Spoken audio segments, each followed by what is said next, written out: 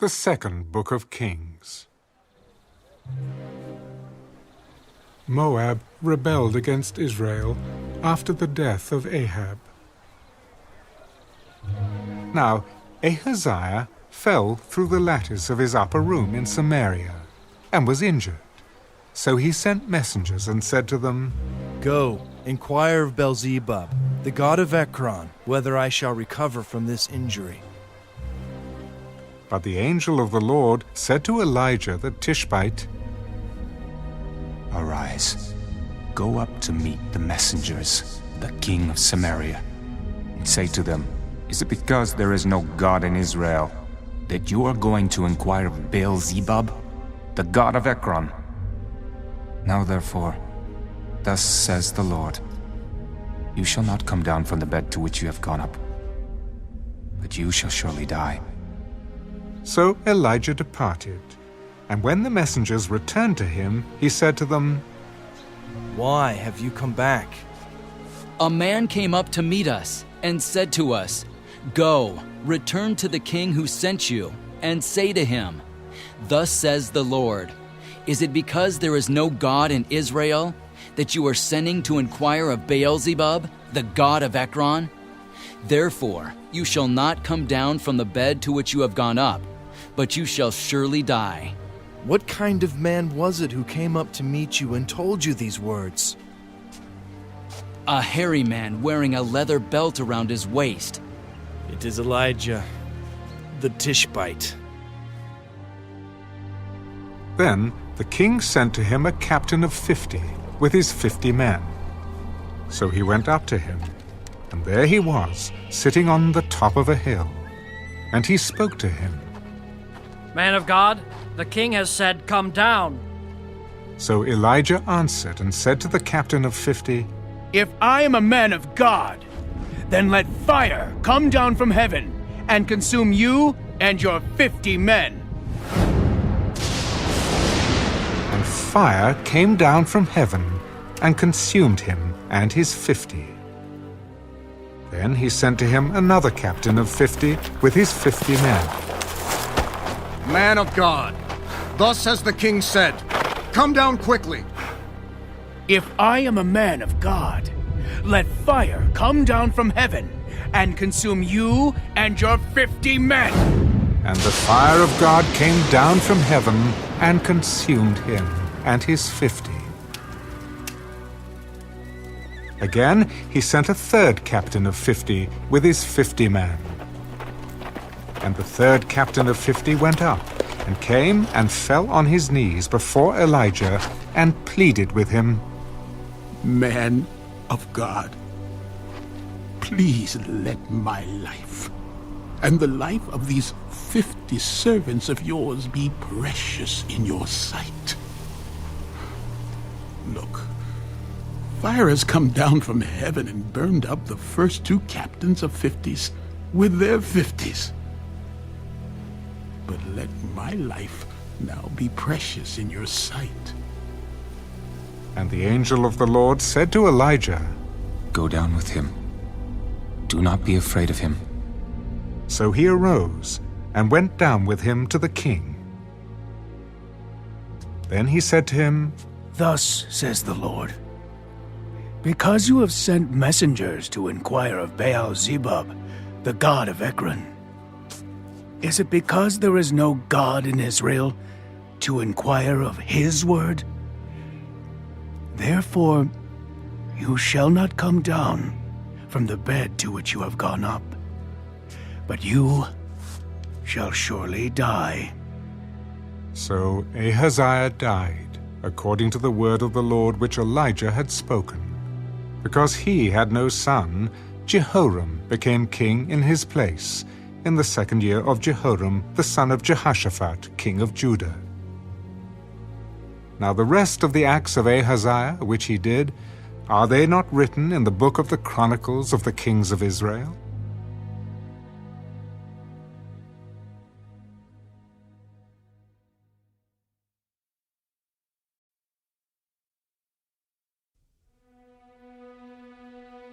And it came to pass, when the Lord was about to take up Elijah into heaven by a whirlwind, that Elijah went with Elisha from Gilgal.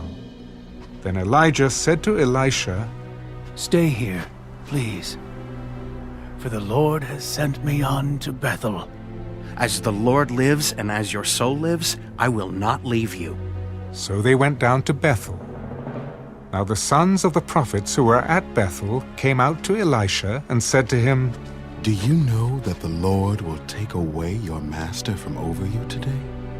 Yes, I know. Keep silent. Then Elijah said to him, Elisha, stay here, please, for the Lord has sent me on to Jericho. As the Lord lives and as your soul lives, I will not leave you. So they came to Jericho. Now the sons of the prophets who were at Jericho came to Elisha and said to him, Do you know that the Lord will take away your master from over you today? Yes, I know. Keep silent. Then Elijah said to him, Stay here, please, for the Lord has sent me on to the Jordan. As the Lord lives, and as your soul lives, I will not leave you. So the two of them went on. And 50 men of the sons of the prophets went and stood facing them at a distance, while the two of them stood by the Jordan. Now Elijah took his mantle, rolled it up, and struck the water.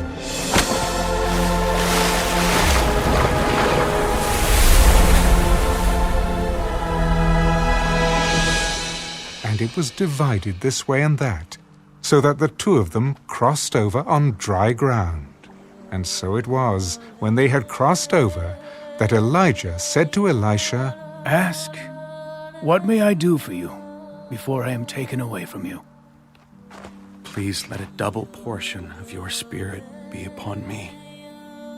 You have asked a hard thing. Nevertheless, if you see me when I am taken from you, it shall be so for you. But if not, it shall not be so. Then it happened, as they continued on and talked, that suddenly a chariot of fire appeared with horses of fire and separated the two of them. Elijah went up by a whirlwind into heaven. And Elisha saw it, and he cried out, Father! My father! The chariot of Israel and its horsemen! So he saw him no more. And he took hold of his own clothes and tore them into 2 pieces. He also took up the mantle of Elijah that had fallen from him, and went back and stood by the bank of the Jordan. Then he took the mantle of Elijah that had fallen from him, and struck the water, and said, Where is the Lord God of Elijah?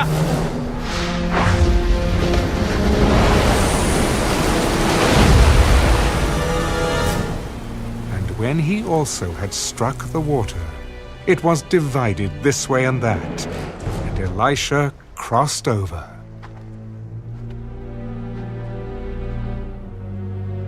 Now, when the sons of the prophets who were from Jericho saw him, they said, The spirit of Elijah rests on Elisha. And they came to meet him, and bowed to the ground before him. Look now, there are 50 strong men with your servants. Please let them go and search for your master, lest perhaps the Spirit of the Lord has taken him up and cast him upon some mountain or into some valley. You shall not send anyone. But when they urged him till he was ashamed, he said, Send them. Therefore they sent 50 men, and they searched for 3 days, but did not find him. And when they came back to him, for he had stayed in Jericho, he said to them, Did I not say to you, do not go? Then the men of the cities said to Elisha, Please notice, the situation of the city is pleasant, as my lord sees. But the water is bad, and the ground barren. Bring me a new bowl, and put salt in it. So they brought it to him. Then he went out to the source of the water, and cast in the salt there. Thus says the Lord, I have healed this water. From it there shall be no more death or barrenness. So the water remains healed to this day, according to the word of Elisha which he spoke. Then he went up from there to Bethel, and as he was going up the road, some youths came from the city and mocked him. Go up, you bald head! Go up, you bald head! So he turned around and looked at them, and pronounced a curse on them in the name of the Lord. And 2 female bears came out of the woods and mauled 42 of the youths.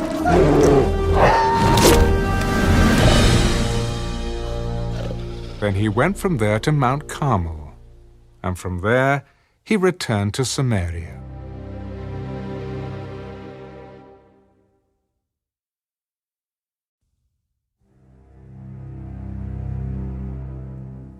Now Jehoram, the son of Ahab, became king over Israel at Samaria in the 18th year of Jehoshaphat, king of Judah, and reigned 12 years. And he did evil in the sight of the Lord, but not like his father and mother, for he put away the sacred pillar of Baal that his father had made. Nevertheless, he persisted in the sins of Jeroboam, the son of Nebat, who had made Israel sin. He did not depart from them. Now Mesha, king of Moab, was a sheep breeder, and he regularly paid the king of Israel 100,000 lambs and the wool of 100,000 rams. But it happened when Ahab died that the king of Moab rebelled against the king of Israel. So King Jehoram went out of Samaria at that time and mustered all Israel. Then he went and sent to Jehoshaphat, king of Judah.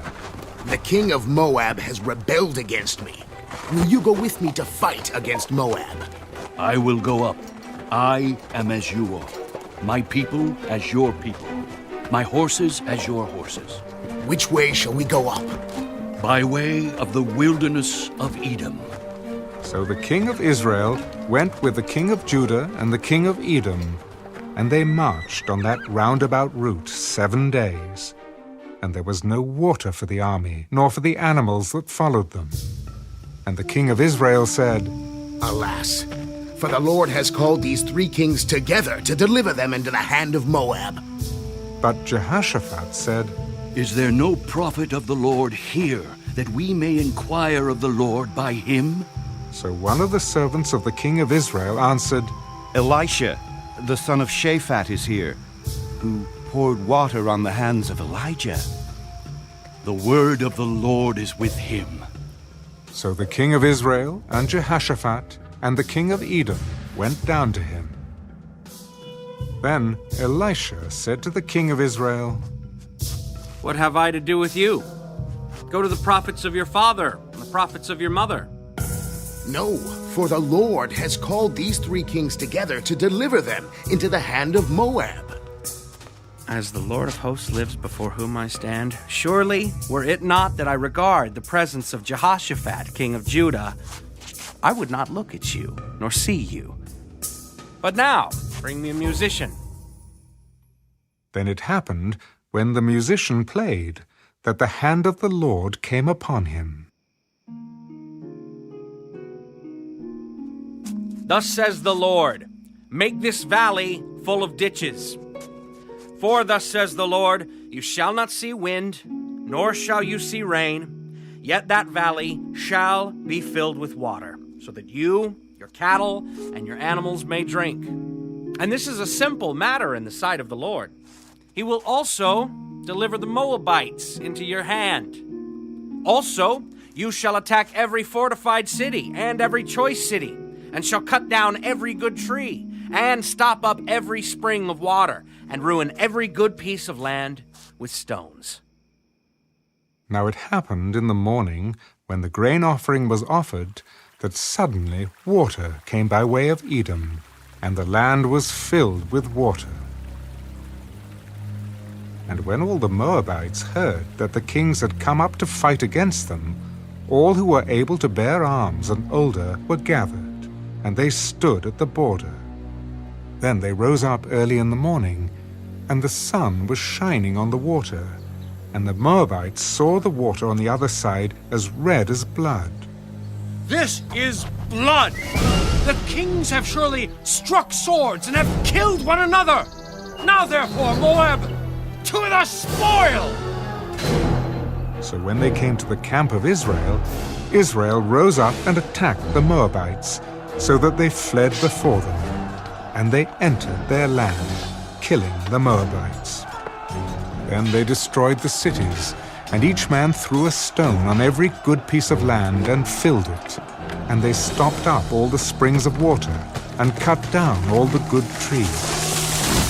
But they left the stones of Kaharaseth intact.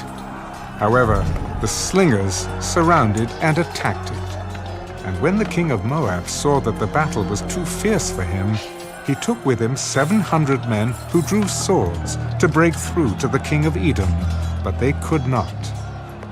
Then he took his eldest son, who would have reigned in his place, and offered him as a burnt offering upon the wall. And there was great indignation against Israel. So they departed from him and returned to their own land.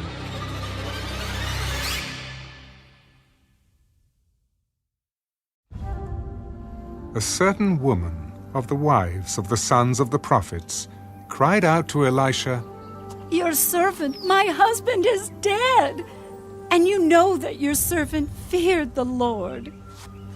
And the creditor is coming to take my 2 sons to be his slaves." What shall I do for you? Tell me, what do you have in the house? Your maidservant has nothing in the house but a jar of oil. Go, borrow vessels from everywhere, from all your neighbors, empty vessels. Do not gather just a few. And when you have come in, you shall shut the door behind you and your sons. Then pour it into all those vessels and set aside the full ones. So she went from him and shut the door behind her and her sons, who brought the vessels to her, and she poured it out. Now it came to pass, when the vessels were full, that she said to her son, "Bring me another vessel." "There is not another vessel." So the oil ceased. Then she came and told the man of God, and he said, "Go, sell the oil and pay your debt, and you and your sons live on the rest." Now it happened one day that Elisha went to Shunem, where there was a notable woman, and she persuaded him to eat some food. So it was, as often as he passed by, he would turn in there to eat some food.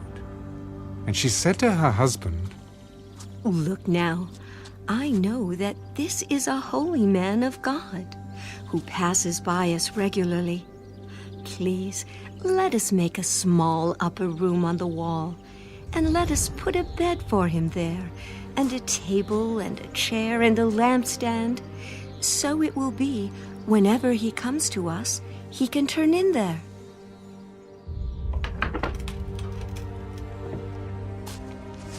And it happened one day that he came there, and he turned into the upper room and lay down there. Then he said to Gehazi, his servant, "Call this Shunammite woman." When he had called her, she stood before him. And he said to him, "Say now to her, look, you have been concerned for us with all this care. What can I do for you? Do you want me to speak on your behalf to the king or to the commander of the army?" "I dwell among my own people." "What then is to be done for her?" And Gehazi answered, "Actually, she has no son, and her husband is old." "Call her." When he had called her, she stood in the doorway. "About this time next year, you shall embrace a son." "No, my lord. Man of God, do not lie to your maidservant."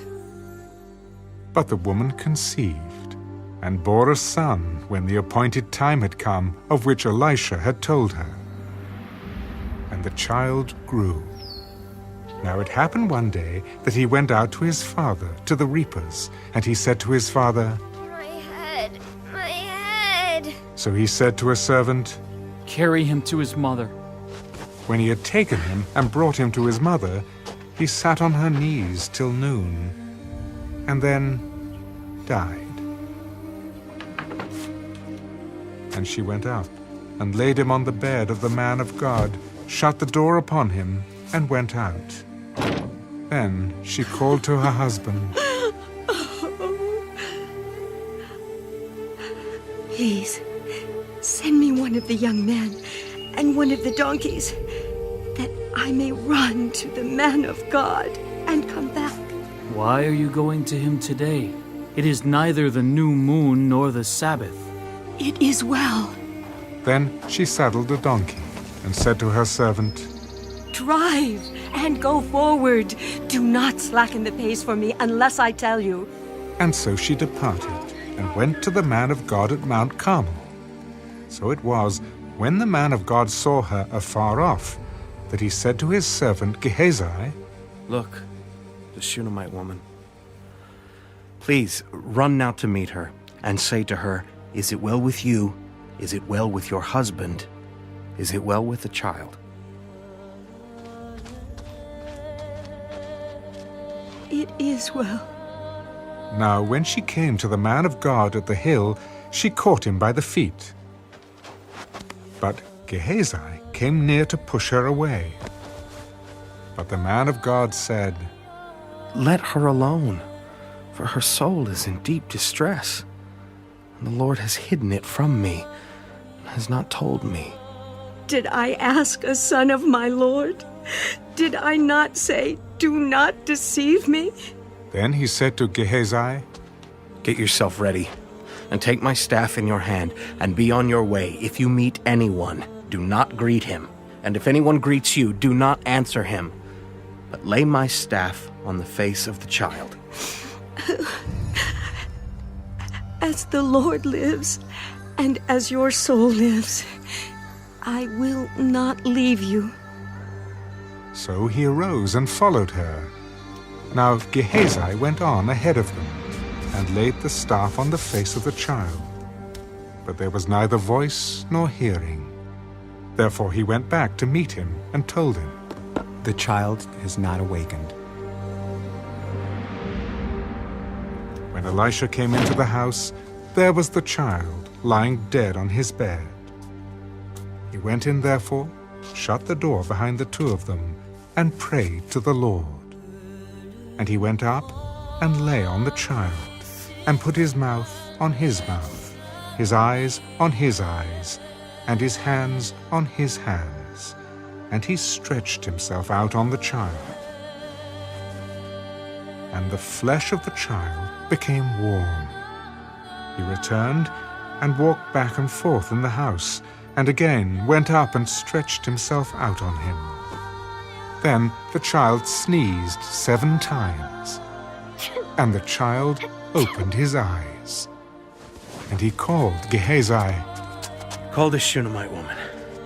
So he called her. Pick up your son. So she went in, fell at his feet, and bowed to the ground. Then she picked up her son and went out. And Elisha returned to Gilgal. And there was a famine in the land. Now the sons of the prophets were sitting before him, and he said to his servant, Put on the large pot, and boil stew for the sons of the prophets. So one went out into the field to gather herbs, and found a wild vine, and gathered from it a lapful of wild gourds, and came and sliced them into the pot of stew, though they did not know what they were. Then they served it to the men to eat. Now it happened, as they were eating the stew, that they cried out and said, Man of God, there is death in the pot. And they could not eat it. Then bring some flour. And he put it into the pot. Serve it to the people, that they may eat. and there was nothing harmful in the pot. Then a man came from Baal-Shalisha and brought the man of God bread of the first fruits, 20 loaves of barley bread and newly ripened grain in his knapsack. And he said, "Give it to the people, that they may eat." But his servant said, "What? Shall I set this before 100 men? Give it to the people, that they may eat. For thus says the Lord, they shall eat, and have some left over. So he set it before them, and they ate, and had some left over, according to the word of the Lord.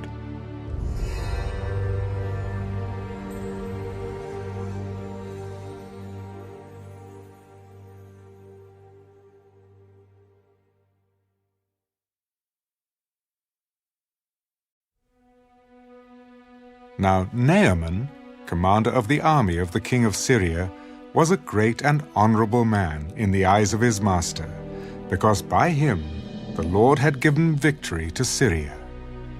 He was also a mighty man of valor, but a leper, and the Syrians had gone out on raids, and had brought back captive a young girl from the land of Israel. She waited on Naaman's wife. Then she said to her mistress, "If only my master were with the prophet who is in Samaria, for he would heal him of his leprosy." And Naaman went in and told his master. "Thus and thus," said the girl who is from the land of Israel. Then the king of Syria said, "Go now, and I will send a letter to the king of Israel." So he departed, and took with him 10 talents of silver, 6,000 shekels of gold, and 10 changes of clothing. Then he brought the letter to the king of Israel, which said, "Now be advised, when this letter comes to you, that I have sent Naaman my servant to you, that you may heal him of his leprosy." And it happened, when the king of Israel read the letter, that he tore his clothes and said, "Am I God, to kill and make alive, that this man sends a man to me to heal him of his leprosy? Therefore please consider, and see how he seeks a quarrel with me." So it was, when Elisha the man of God heard that the king of Israel had torn his clothes, that he sent to the king.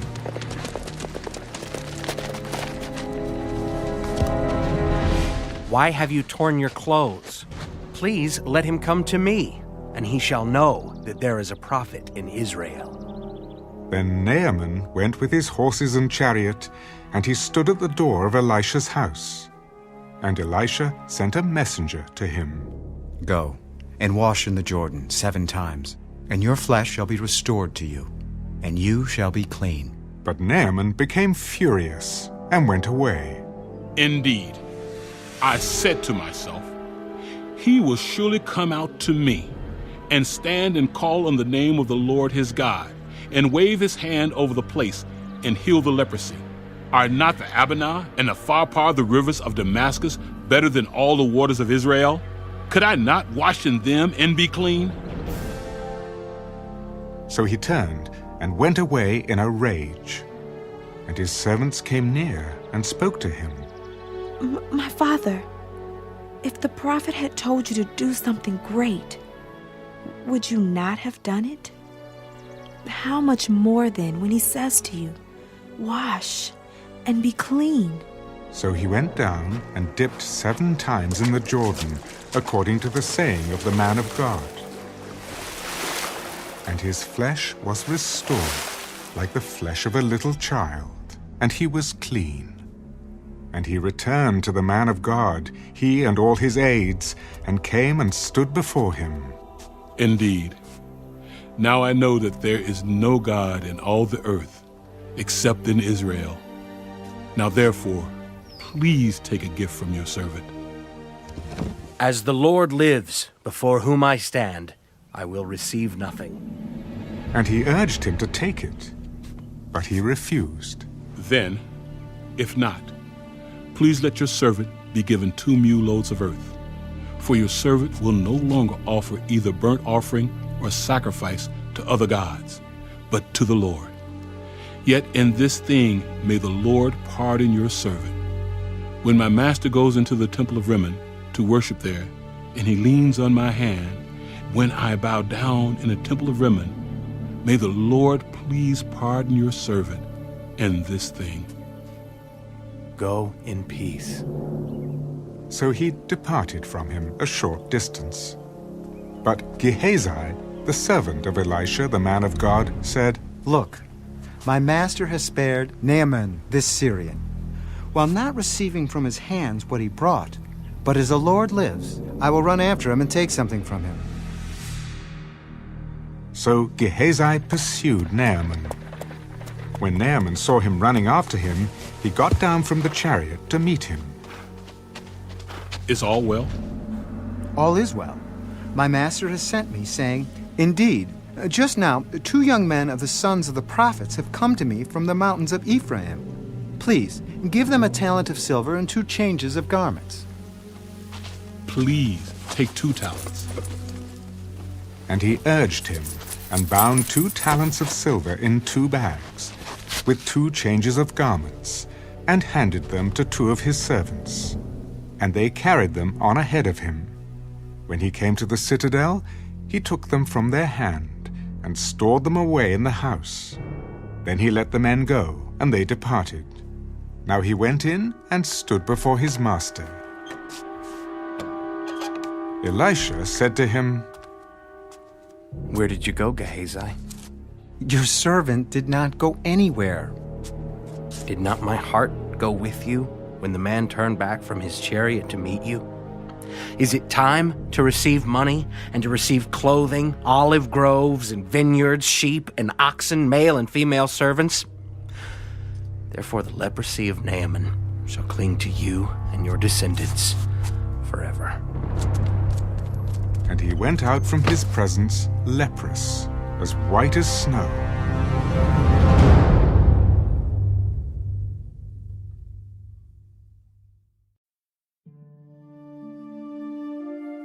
And the sons of the prophets said to Elisha, See now, the place where we dwell with you is too small for us. Please, let us go to the Jordan, and let every man take a beam from there, and let us make there a place where we may dwell. Go. Please consent to go with your servants. I will go. So he went with them. And when they came to the Jordan, they cut down trees. But as one was cutting down a tree, the iron axe head fell into the water, and he cried out, Alas, master, for it was borrowed. Where did it fall? And he showed him the place. So he cut off a stick and threw it in there, and he made the iron float. Pick it up for yourself. So he reached out his hand and took it. Now the king of Syria was making war against Israel, and he consulted with his servants, saying, My camp will be in such and such a place. And the man of God sent to the king of Israel, Beware that you do not pass this place, for the Syrians are coming down there. Then the king of Israel sent someone to the place of which the man of God had told him. Thus he warned him, and he was watchful there, not just once or twice. Therefore the heart of the king of Syria was greatly troubled by this thing, and he called his servants and said to them, Will you not show me which of us is for the king of Israel? None, my lord, O king. But Elisha, the prophet who is in Israel, tells the king of Israel the words that you speak in your bedroom. Go and see where he is, that I may send and get him. Surely he is in Dothan. Therefore he sent horses and chariots and a great army there, and they came by night and surrounded the city. And when the servant of the man of God arose early and went out, there was an army surrounding the city with horses and chariots. And his servant said to him, Alas, my master, what shall we do? Do not fear, for those who are with us are more than those who are with them. And Elisha prayed, Lord, I pray, open his eyes that he may see. Then the Lord opened the eyes of the young man, and he saw. And And behold, the mountain was full of horses and chariots of fire all around Elisha. So when the Syrians came down to him, Elisha prayed to the Lord, "Strike this people, I pray, with blindness." And he struck them with blindness, according to the word of Elisha. Now Elisha said to them, "This is not the way, nor is this the city. Follow me, and I will bring you to the men whom you seek." But he led them to Samaria. So it was, when they had come to Samaria, that Elisha said, "Lord, open the eyes of these men that they may see." And the Lord opened their eyes, and they saw, and there they were, inside Samaria. Now when the king of Israel saw them, he said to Elisha, "My father, shall I kill them? Shall I kill them?" "You shall not kill them. Would you kill those whom you have taken captive with your sword and your bow? Set food and water before them, that they may eat and drink and go to their master." Then he prepared a great feast for them. And after they ate and drank, he sent them away, and they went to their master. So the bands of Syrian raiders came no more into the land of Israel. And it happened after this that Ben-Hadad, king of Syria, gathered all his army, and went up and besieged Samaria. And there was a great famine in Samaria. And indeed they besieged it, until a donkey's head was sold for 80 shekels of silver, and 1/4 of a cab of dove droppings for 5 shekels of silver. Then, as the king of Israel was passing by on the wall, a woman cried out to him, "Help, my lord, O king!" If the Lord does not help you, where can I find help for you? From the threshing floor or from the wine press? What is troubling you? This woman said to me, "Give your son, that we may eat him today, and we will eat my son tomorrow." So we boiled my son and ate him. And I said to her on the next day, "Give your son, that we may eat him." But she has hidden her son. Now it happened, when the king heard the words of the woman, that he tore his clothes. And as he passed by on the wall, the people looked, and there, underneath, he had sackcloth on his body. God do so to me, and more also, if the head of Elisha, the son of Shaphat, remains on him today. But Elisha was sitting in his house, and the elders were sitting with him. And the king sent a man ahead of him, but before the messenger came to him, he said to the elders, "Do you see how this son of a murderer has sent someone to take away my head? Look, when the messenger comes, shut the door and hold him fast at the door. Is not the sound of his master's feet behind him?" And while he was still talking with them, there was the messenger coming down to him. And then the king said, "Surely this calamity is from the Lord. Why should I wait for the Lord any longer?"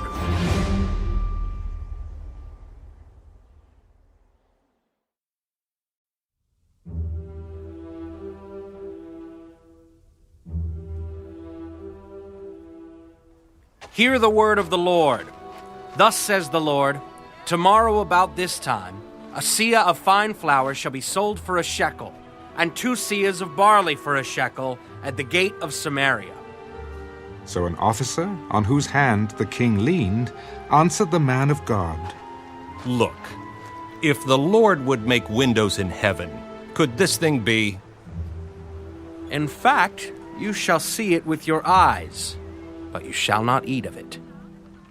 Now there were 4 leprous men at the entrance of the gate.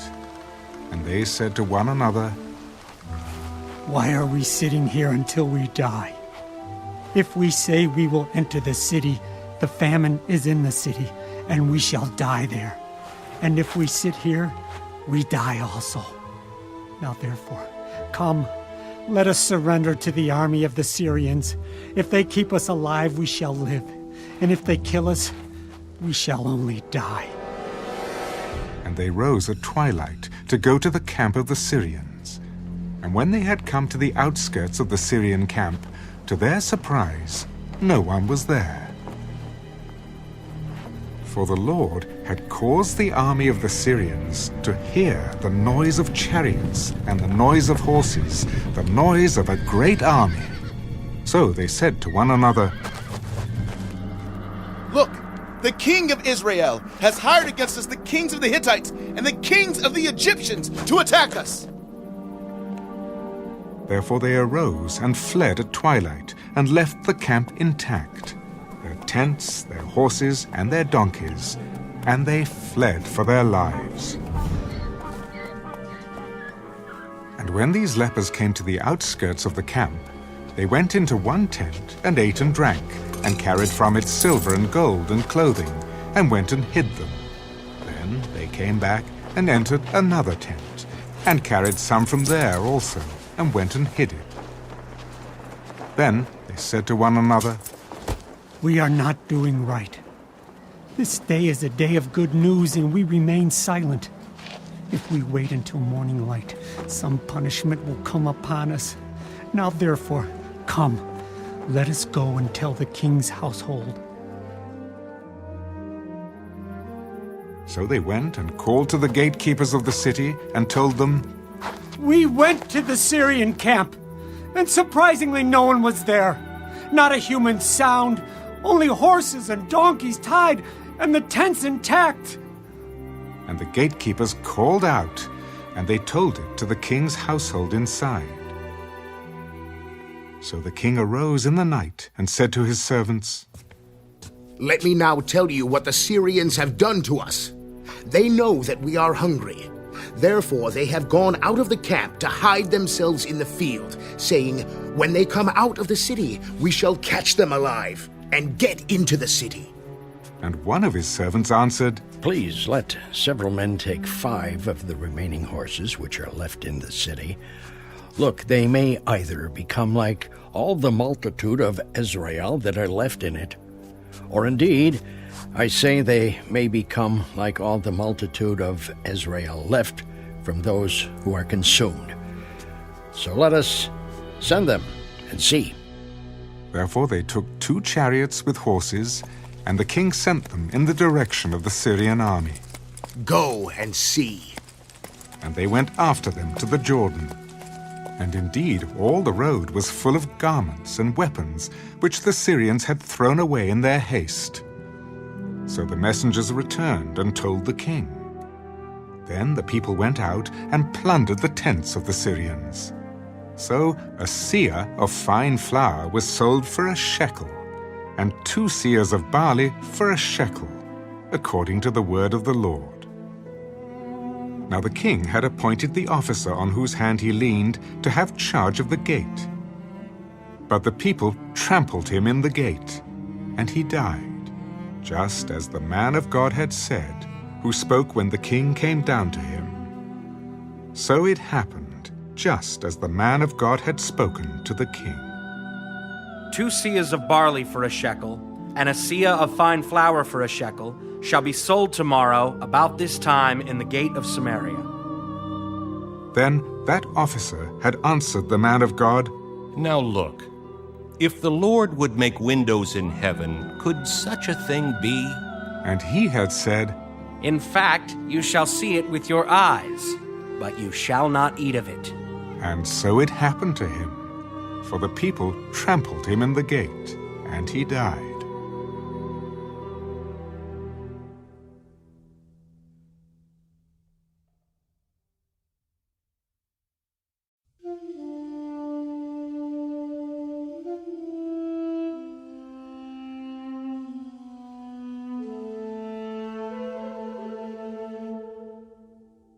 Then Elisha spoke to the woman whose son he had restored to life. Arise and go, you and your household, and stay wherever you can, for the Lord has called for a famine, and furthermore, it will come upon the land for 7 years." So the woman arose and did according to the saying of the man of God. And she went with her household and dwelt in the land of the Philistines 7 years. It came to pass at the end of 7 years that the woman returned from the land of the Philistines, and she went to make an appeal to the king for her house and for her land. Then the king talked with Gehazi, the servant of the man of God. "Tell me, please, all the great things Elisha has done." Now it happened, as he was telling the king how he had restored the dead to life, that there was the woman whose son he had restored to life, appealing to the king for her house and for her land. And Gehazi said, "My lord, O king, this is the woman, and this is her son whom Elisha restored to life." And when the king asked the woman, she told him. So the king appointed a certain officer for her. "Restore all that was hers, and all the proceeds of the field from the day that she left the land until now." Then Elisha went to Damascus, and Ben-Hadad, king of Syria, was sick. And it was told him, "The man of God has come here." Take a present in your hand, and go to meet the man of God, and inquire of the Lord by him, saying, Shall I recover from this disease? So Hazael went to meet him, and took a present with him of every good thing of Damascus, 40 camel loads. And he came and stood before him. "Your son Ben-Hadad, king of Syria, has sent me to you, saying, Shall I recover from this disease?" "Go, say to him, you shall certainly recover. However, the Lord has shown me that he will really die." Then he set his countenance in a stare until he was ashamed, and the man of God wept. And Hazael said, "Why is my Lord weeping?" "Because I know the evil that you will do to the children of Israel. Their strongholds you will set on fire, and their young men you will kill with the sword. You will dash their children and rip open their women with child." "But what is your servant, a dog, that he should do this gross thing?" "The Lord has shown me that you will become king over Syria." Then he departed from Elisha, and came to his master, who said to him, What did Elisha say to you? "He told me you would surely recover." But it happened on the next day that he took a thick cloth and dipped it in water and spread it over his face so that he died, and Hazael reigned in his place. Now, in the 5th year of Joram, the son of Ahab, king of Israel, Jehoshaphat having been king of Judah, Jehoram, the son of Jehoshaphat, began to reign as king of Judah. He was 32 years old when he became king, and he reigned 8 years in Jerusalem.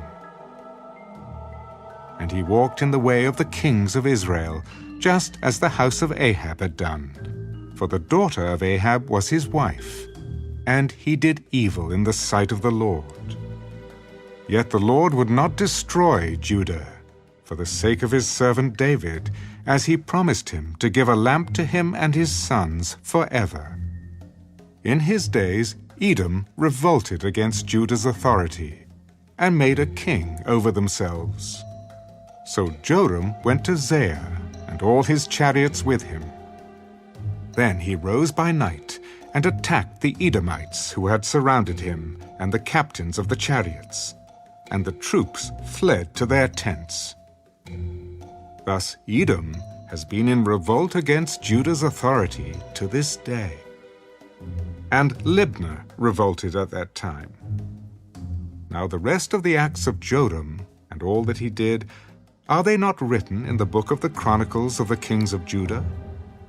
So Joram rested with his fathers, and was buried with his fathers in the city of David. Then Ahaziah his son reigned in his place. In the 12th year of Joram the son of Ahab, king of Israel, Ahaziah the son of Jehoram, king of Judah, began to reign. Ahaziah was 22 years old when he became king, and he reigned 1 year in Jerusalem. His mother's name was Athaliah, the granddaughter of Omri, king of Israel. And he walked in the way of the house of Ahab, and did evil in the sight of the Lord, like the house of Ahab, for he was the son-in-law of the house of Ahab.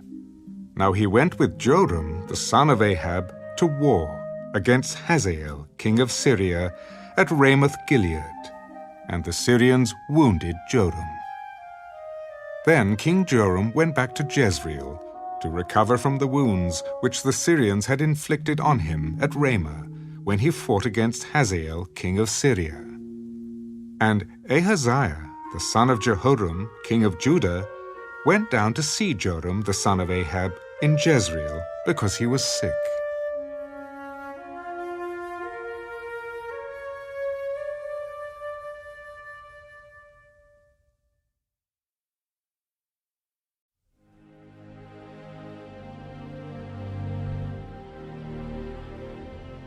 And Elisha the prophet called one of the sons of the prophets.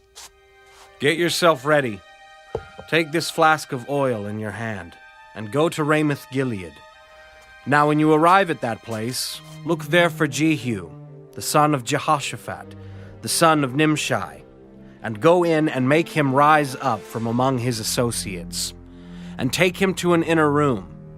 Then take the flask of oil and pour it on his head, and say, "Thus says the Lord, I have anointed you king over Israel." Then open the door and flee, and do not delay. So the young man, the servant of the prophet, went to Ramoth-Gilead. And when he arrived, there were the captains of the army sitting.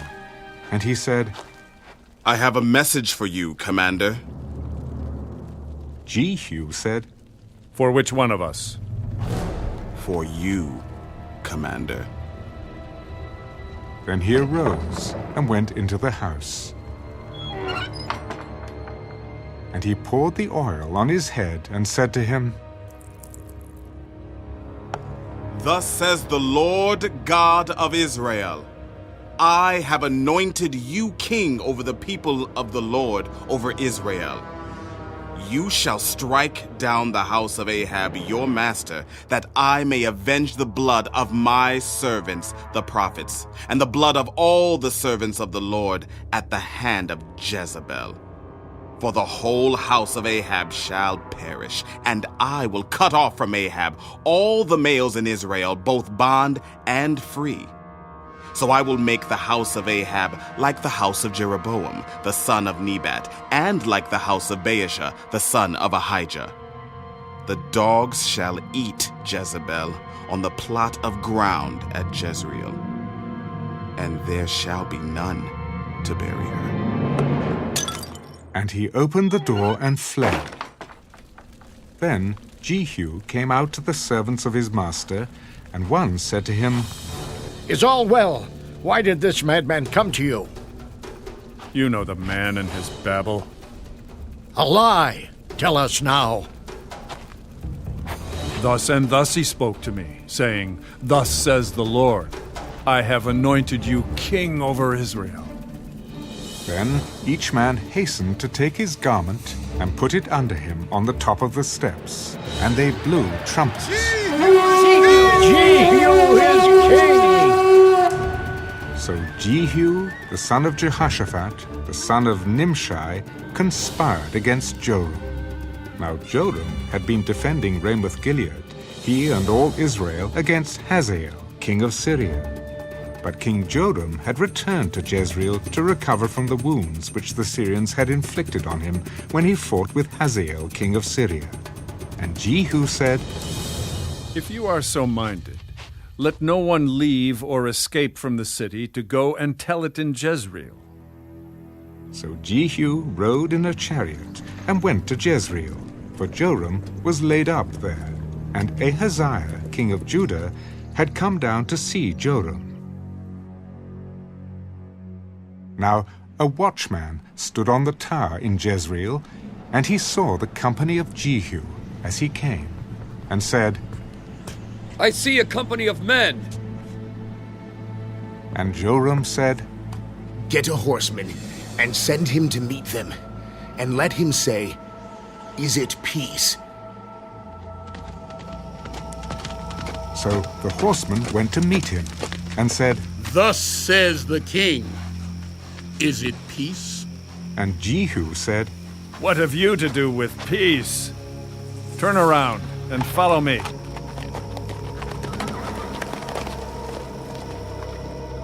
So the watchman reported, The messenger went to them, but is not coming back. Then he sent out a second horseman, who came to them. Thus says the king, Is it peace? And Jehu answered, What have you to do with peace? Turn around and follow me. So the watchman reported, He went up to them and is not coming back. And the driving is like the driving of Jehu, the son of Nimshi, for he drives furiously. Then Joram said, Make ready. And his chariot was made ready. Then Joram, king of Israel, and Ahaziah, king of Judah, went out, each in his chariot. And they went out to meet Jehu, and met him on the property of Naboth, the Jezreelite. Now it happened, when Joram saw Jehu, that he said, Is it peace, Jehu? What peace? As long as the harlotries of your mother Jezebel and her witchcraft are so many. Then Joram turned around and fled, and said to Ahaziah, Treachery, Ahaziah! Now Jehu drew his bow with full strength, and shot Jehoram between his arms. And the arrow came out at his heart, and he sank down in his chariot. Then Jehu said to Bidkar, his captain, Pick him up and throw him into the tract of the field of Naboth the Jezreelite. For remember when you and I were riding together behind Ahab his father, that the Lord laid this burden upon him. Surely I saw yesterday the blood of Naboth and the blood of his sons, says the Lord, and I will repay you in this plot, says the Lord. Now therefore, take and throw him on the plot of ground according to the word of the Lord. But when Ahaziah, king of Judah, saw this, he fled by the road to Beth-Hagan. So Jehu pursued him. Shoot him, also in the chariot. And they shot him at the ascent of Gur, which is by Idlium. Then he fled to Megiddo, and died there. And his servants carried him in the chariot to Jerusalem, and buried him in his tomb with his fathers in the city of David. In the 11th year of Joram, the son of Ahab, Ahaziah had become king over Judah. Now when Jehu had come to Jezreel, Jezebel heard of it, and she put paint on her eyes, and adorned her head, and looked through a window. Then, as Jehu entered at the gate, she said, Is it peace, Zimri, murderer of your master? And he looked up at the window. Who is on my side? Who? So 2 or 3 eunuchs looked out at him. Then he said, Throw her down. So they threw her down, and some of her blood spattered on the wall and on the horses, and he trampled her underfoot. When he had gone in, he ate and drank.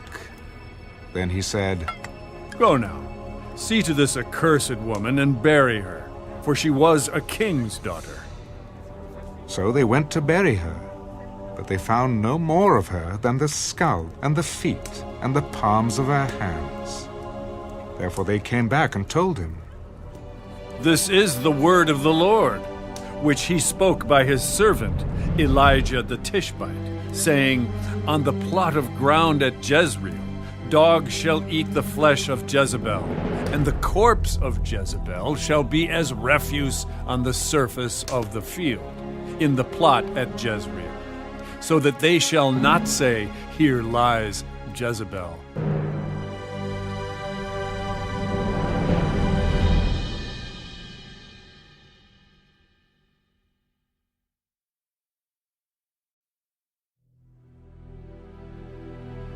Now Ahab had 70 sons in Samaria. And Jehu wrote and sent letters to Samaria, to the rulers of Jezreel, to the elders, and to those who reared Ahab's sons. Now as soon as this letter comes to you, since your master's sons are with you, and you have chariots and horses, a fortified city also, and weapons, choose the best qualified of your master's sons. Set him on his father's throne, and fight for your master's house. But they were exceedingly afraid. Look, 2 kings could not stand up to him. How then can we stand? And he who was in charge of the house, and he who was in charge of the city, the elders also, and those who reared the sons, sent to Jehu. We are your servants. We will do all you tell us, but we will not make anyone king. Do what is good in your sight. Then he wrote a second letter to them. If you are for me, and will obey my voice, take the heads of the men, your master's sons, and come to me at Jezreel by this time tomorrow. Now the king's sons, 70 persons, were with the great men of the city, who were rearing them. So it was, when the letter came to them, that they took the king's sons and slaughtered 70 persons, put their heads in baskets, and sent them to him at Jezreel. Then a messenger came and told him, "They have brought the heads of the king's sons." Lay them in 2 heaps at the entrance of the gate until morning.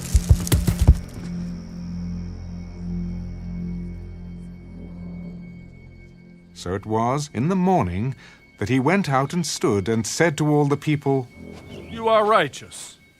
Indeed, I conspired against my master and killed him. But who killed all these? Know now that nothing shall fall to the earth of the word of the Lord which the Lord spoke concerning the house of Ahab. For the Lord has done what he spoke by his servant Elijah. So Jehu killed all who remained of the house of Ahab in Jezreel, and all his great men, and his close acquaintances, and his priests, until he left him none remaining. And he arose and departed, and went to Samaria. On the way, at Beth-Eked of the shepherds, Jehu met with the brothers of Ahaziah, king of Judah. Who are you? We are the brothers of Ahaziah. We have come down to greet the sons of the king and the sons of the queen mother. Take them alive. So they took them alive and killed them at the well of Beth-Eked, 42 men. And he left none of them. Now when he departed from there, he met Jehonadab, the son of Rechab, coming to meet him. And he greeted him. Is your heart right, as my heart is toward your heart? It is. If it is, give me your hand. So he gave him his hand, and he took him up to him into the chariot. Come with me, and see my zeal for the Lord. So they had him ride in his chariot. And when he came to Samaria, he killed all who remained to Ahab in Samaria, till he had destroyed them, according to the word of the Lord which he spoke to Elijah. Then Jehu gathered all the people together and said to them, Ahab served Baal a little. Jehu will serve him much. Now therefore, call to me all the prophets of Baal, all his servants, and all his priests. Let no one be missing, for I have a great sacrifice for Baal. Whoever is missing shall not live. But Jehu acted deceptively, with the intent of destroying the worshippers of Baal. Proclaim a solemn assembly for Baal. So they proclaimed it. Then Jehu sent throughout all Israel, and all the worshippers of Baal came, so that there was not a man left who did not come. So they came into the temple of Baal, and the temple of Baal was full from one end to the other. And he said to the one in charge of the wardrobe, Bring out vestments for all the worshippers of Baal. So he brought out vestments for them. Then Jehu and Jehonadab, the son of Rechab, went into the temple of Baal, and said to the worshippers of Baal, Search and see that no servants of the Lord are here with you, but only the worshippers of Baal. So they went in to offer sacrifices and burnt offerings. Now Jehu had appointed for himself 80 men on the outside. If any of the men whom I have brought into your hands escapes, whoever lets him escape, it shall be his life for the life of the other. Now it happened, as soon as he had made an end of offering the burnt offering, that Jehu said to the guard and to the captains, Go in and kill them. Let no one come out. And they killed them with the edge of the sword. Then the guards and the officers threw them out, and went into the inner room of the temple of Baal.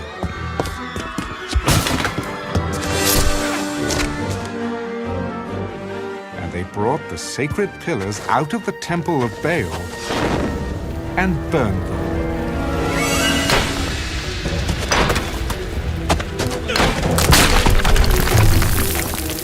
Then they broke down the sacred pillar of Baal and tore down the temple of Baal and made it a refuse dump to this day.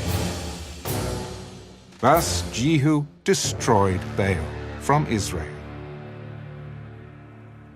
However, Jehu did not turn away from the sins of Jeroboam, the son of Nebat, who had made Israel sin, that is, from the golden calves that were at Bethel and Dan. And the Lord said to Jehu, Because you have done well in doing what is right in my sight, and have done to the house of Ahab all that was in my heart, your sons shall sit on the throne of Israel to the 4th generation. But Jehu took no heed to walk in the law of the Lord God of Israel with all his heart. For he did not depart from the sins of Jeroboam, who had made Israel sin. In those days, the Lord began to cut off parts of Israel. And Hazael conquered them in all the territory of Israel, from the Jordan eastward, all the land of Gilead, Gad, Reuben, and Manasseh, from Aroer, which is by the river Arnon, including Gilead and Bashan. Now the rest of the acts of Jehu, all that he did, and all his might, are they not written in the book of the Chronicles of the kings of Israel? So Jehu rested with his fathers, and they buried him in Samaria. Then Jehoahaz, his son, reigned in his place. And the period that Jehu reigned over Israel in Samaria was 28 years.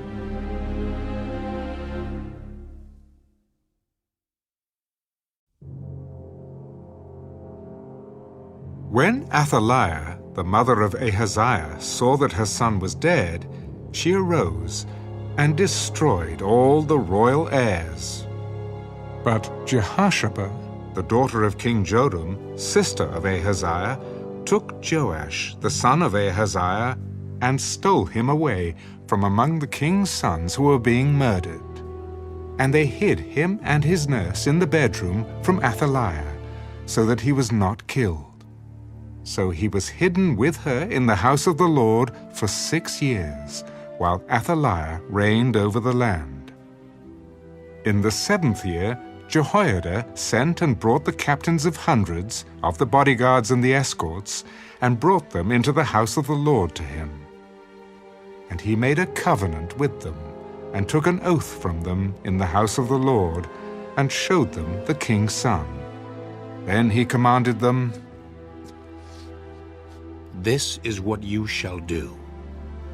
1/3 of you who come on duty on the Sabbath shall be keeping watch over the king's house. 1/3 shall be at the gate of Sur, and 1/3 at the gate behind the escorts. You shall keep the watch of the house, lest it be broken down. The 2 contingents of you who go off duty on the Sabbath shall keep the watch of the house of the Lord for the king. But you shall surround the king on all sides, every man with his weapons in his hand, and whoever comes within range, let him be put to death. You are to be with the king as he goes out and as he comes in. So the captains of the hundreds did according to all that Jehoiada the priest commanded. Each of them took his men who were to be on duty on the Sabbath, with those who were going off duty on the Sabbath, and came to Jehoiada the priest. And the priest gave the captains of hundreds the spears and shields which had belonged to King David, that were in the temple of the Lord. Then the escorts stood, every man with his weapons in his hand, all around the king, from the right side of the temple to the left side of the temple, by the altar and the house.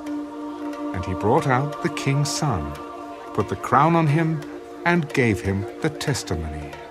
They made him king and anointed him, and they clapped their hands. Long live the king! Long live the king! Now, when Athaliah heard the noise of the escorts and the people, she came to the people in the temple of the Lord. When she looked, there was the king standing by a pillar, according to custom. And the leaders and the trumpeters were by the king. All the people of the land were rejoicing and blowing trumpets. So Athaliah tore her clothes and cried out, Treason!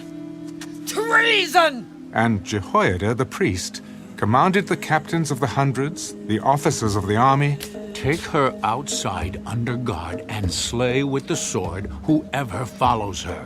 For the priest had said, Do not let her be killed in the house of the Lord. So they seized her, and she went by way of the horses' entrance into the king's house, and there she was killed. Then Jehoiada made a covenant between the Lord, the king, and the people, that they should be the Lord's people, and also between the king and the people. And all the people of the land went to the temple of Baal and tore it down. They thoroughly broke in pieces its altars and images, and killed Mattan, the priest of Baal, before the altars. And the priest appointed officers over the house of the Lord.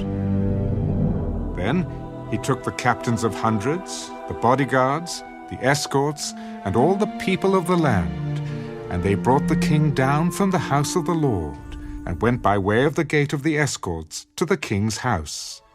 Then he sat on the throne of the kings. So all the people of the land rejoiced, and the city was quiet, for they had slain Athaliah with the sword in the king's house. Joash was 7 years old when he became king.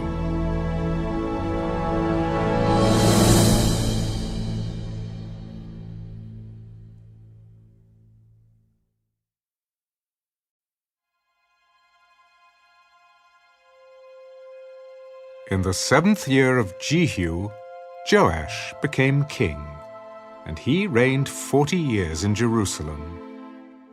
His mother's name was Zibiah of Beersheba. Joash did what was right in the sight of the Lord all the days in which Jehoiada the priest instructed him. But the high places were not taken away. The people still sacrificed and burned incense on the high places. And Joash said to the priests, "All the money of the dedicated gifts that are brought into the house of the Lord, each man's census money, each man's assessment money, and all the money that a man purposes in his heart to bring into the house of the Lord, let the priests take it themselves, each from his constituency, and let them repair the damages of the temple wherever any dilapidation is found." Now it was so by the 23rd year of King Joash that the priests had not repaired the damages of the temple. So King Joash called Jehoiada the priest and the other priests. "Why have you not repaired the damages of the temple? Now therefore do not take more money from your constituency, but deliver it for repairing the damages of the temple." And the priests agreed that they would neither receive more money from the people nor repair the damages of the temple. Then Jehoiada the priest took a chest, bored a hole in its lid, and set it beside the altar on the right side as one comes into the house of the Lord. And the priests who kept the door put there all the money brought into the house of the Lord. So it was, whenever they saw that there was much money in the chest, that the king's scribe and the high priest came up and put it in bags, and counted the money that was found in the house of the Lord. Then they gave the money, which had been apportioned, into the hands of those who did the work, who had the oversight of the house of the Lord. And they paid it out to the carpenters and builders who worked on the house of the Lord, and to masons and stonecutters, and for buying timber and hewn stone, to repair the damage of the house of the Lord, and for all that was paid out to repair the temple. However, there were not made for the house of the Lord basins of silver, trimmers, sprinkling bowls, trumpets, any articles of gold or articles of silver from the money brought into the house of the Lord. But they gave that to the workmen, and they repaired the house of the Lord with it. Moreover, they did not require an account from the men into whose hand they delivered the money to be paid to workmen, for they dealt faithfully. The money from the trespass offerings and the money from the sin offerings was not brought into the house of the Lord. It belonged to the priests. Hazael, king of Syria, went up and fought against Gath, and took it. Then Hazael set his face to go up to Jerusalem. And Joash, king of Judah, took all the sacred things that his fathers, Jehoshaphat and Jehoram and Ahaziah, kings of Judah, had dedicated, and his own sacred things, and all the gold found in the treasuries of the house of the Lord and in the king's house, and sent them to Hazael, king of Syria. Then he went away from Jerusalem. Now the rest of the acts of Joash, and all that he did, are they not written in the book of the Chronicles of the kings of Judah?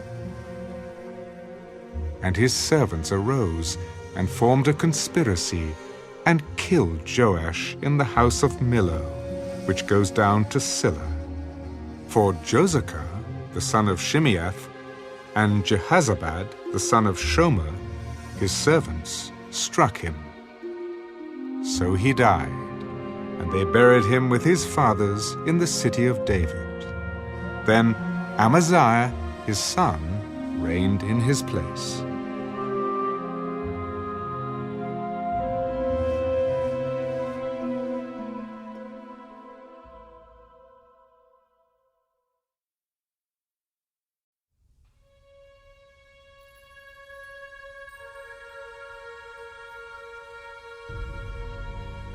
In the 23rd year of Joash, the son of Ahaziah, king of Judah, Jehoahaz, the son of Jehu, became king over Israel in Samaria, and reigned 17 years. And he did evil in the sight of the Lord, and followed the sins of Jeroboam, the son of Nebat, who had made Israel sin. He did not depart from them. Then the anger of the Lord was aroused against Israel, and he delivered them into the hand of Hazael king of Syria, and into the hand of Ben-Hadad, the son of Hazael, all their days. So Jehoahaz pleaded with the Lord, and the Lord listened to him. For he saw the oppression of Israel, because the king of Syria oppressed them. Then the Lord gave Israel a deliverer, so that they escaped from under the hand of the Syrians. And the children of Israel dwelt in their tents as before.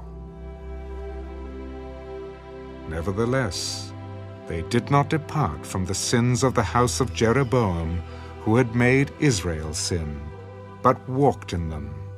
And the wooden image also remained in Samaria.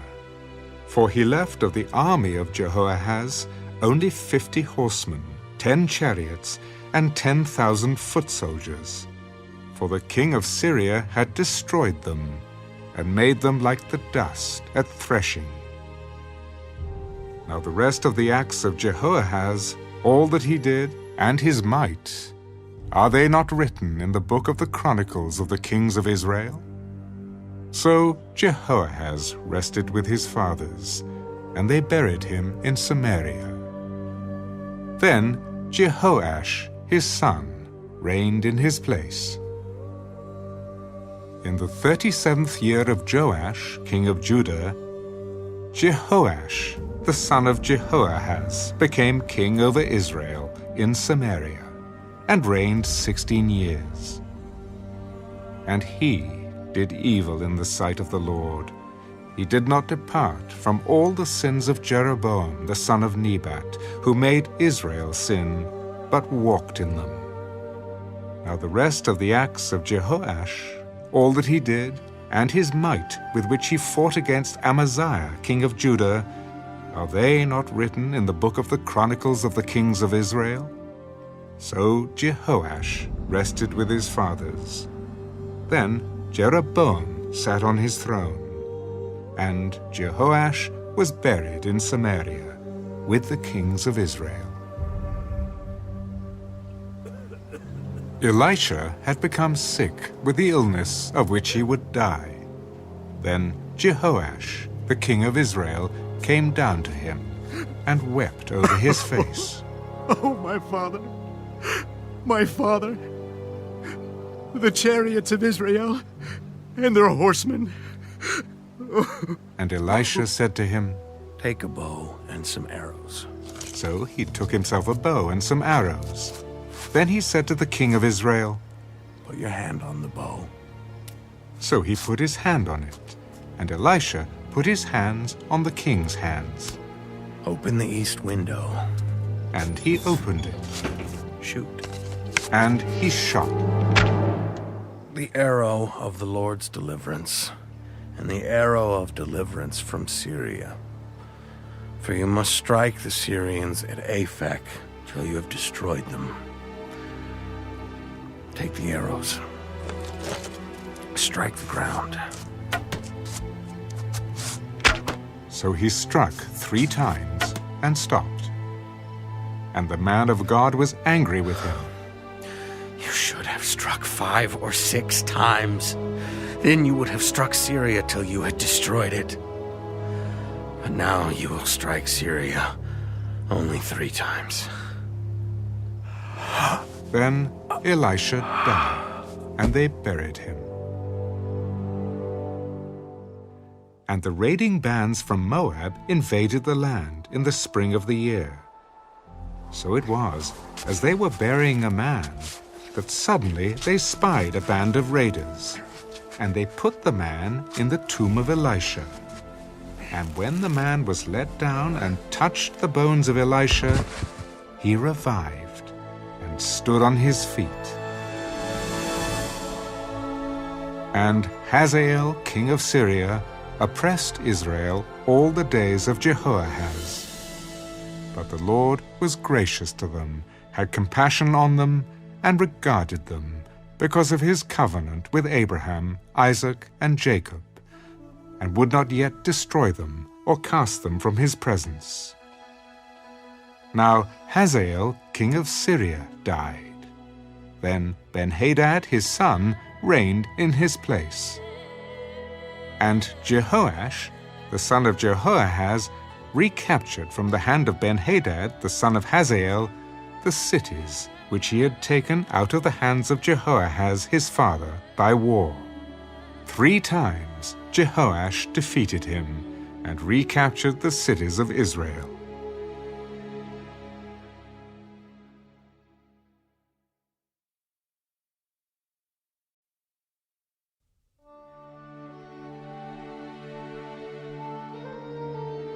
In the 2nd year of Jehoash, the son of Jehoahaz, king of Israel, Amaziah, the son of Joash, king of Judah, became king.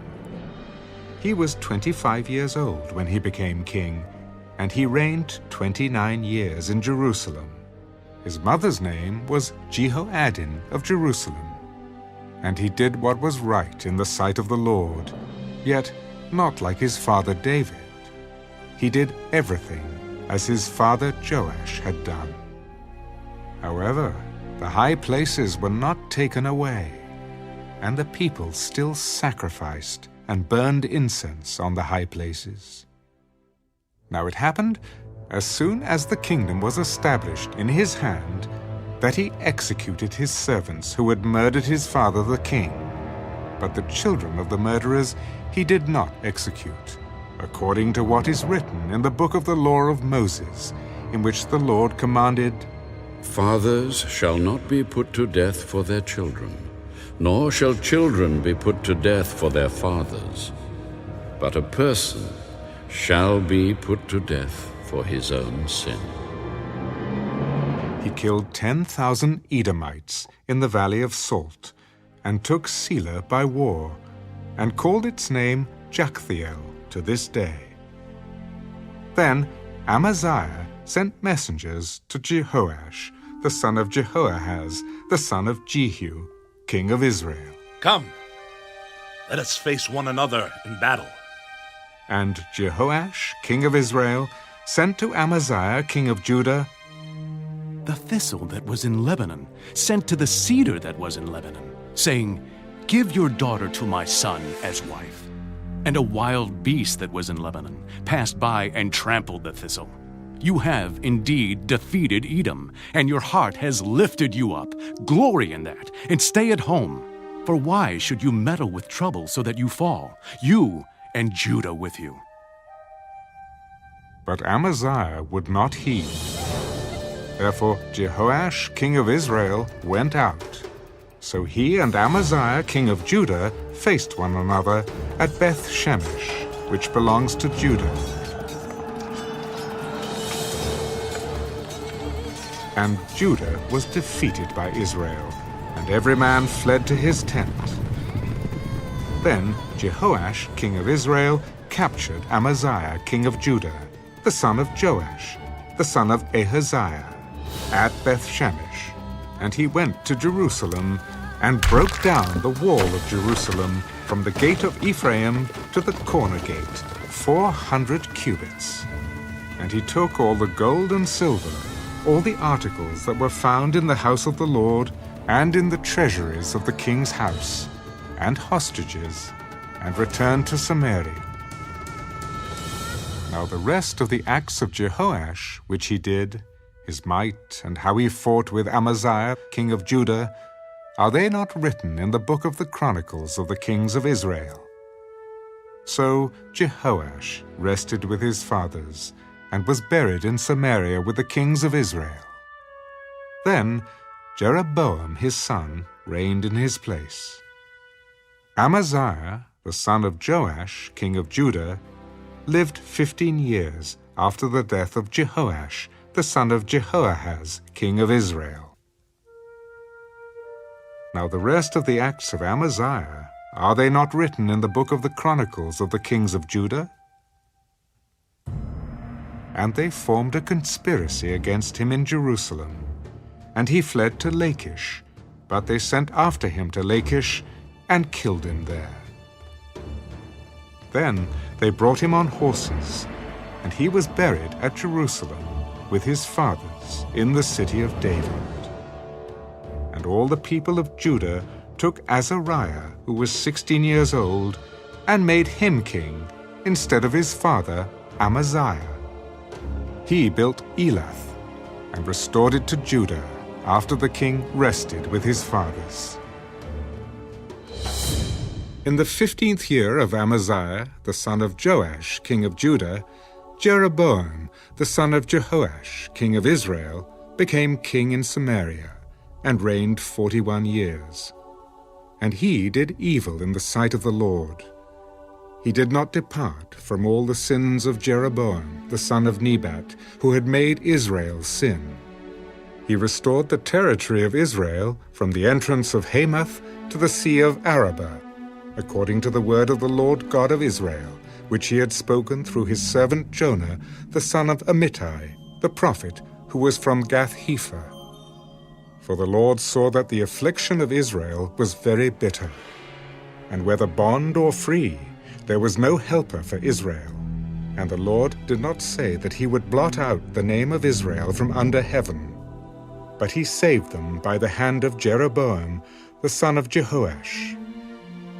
Now the rest of the acts of Jeroboam, and all that he did, his might, how he made war, and how he recaptured for Israel from Damascus and Hamath what had belonged to Judah, are they not written in the book of the Chronicles of the kings of Israel?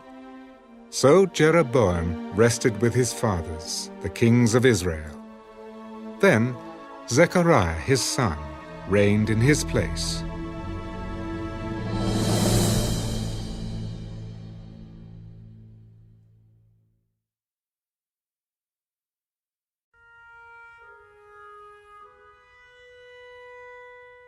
In the 27th year of Jeroboam, king of Israel, Azariah, the son of Amaziah, king of Judah, became king.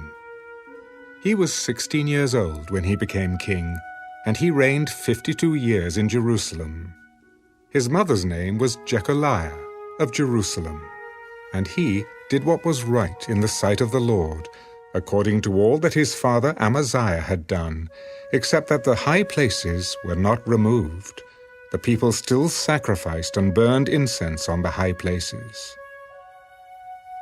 Then the Lord struck the king, so that he was a leper until the day of his death.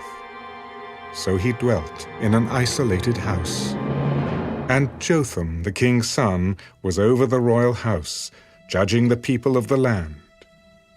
Now the rest of the acts of Azariah, and all that he did, are they not written in the book of the Chronicles of the kings of Judah?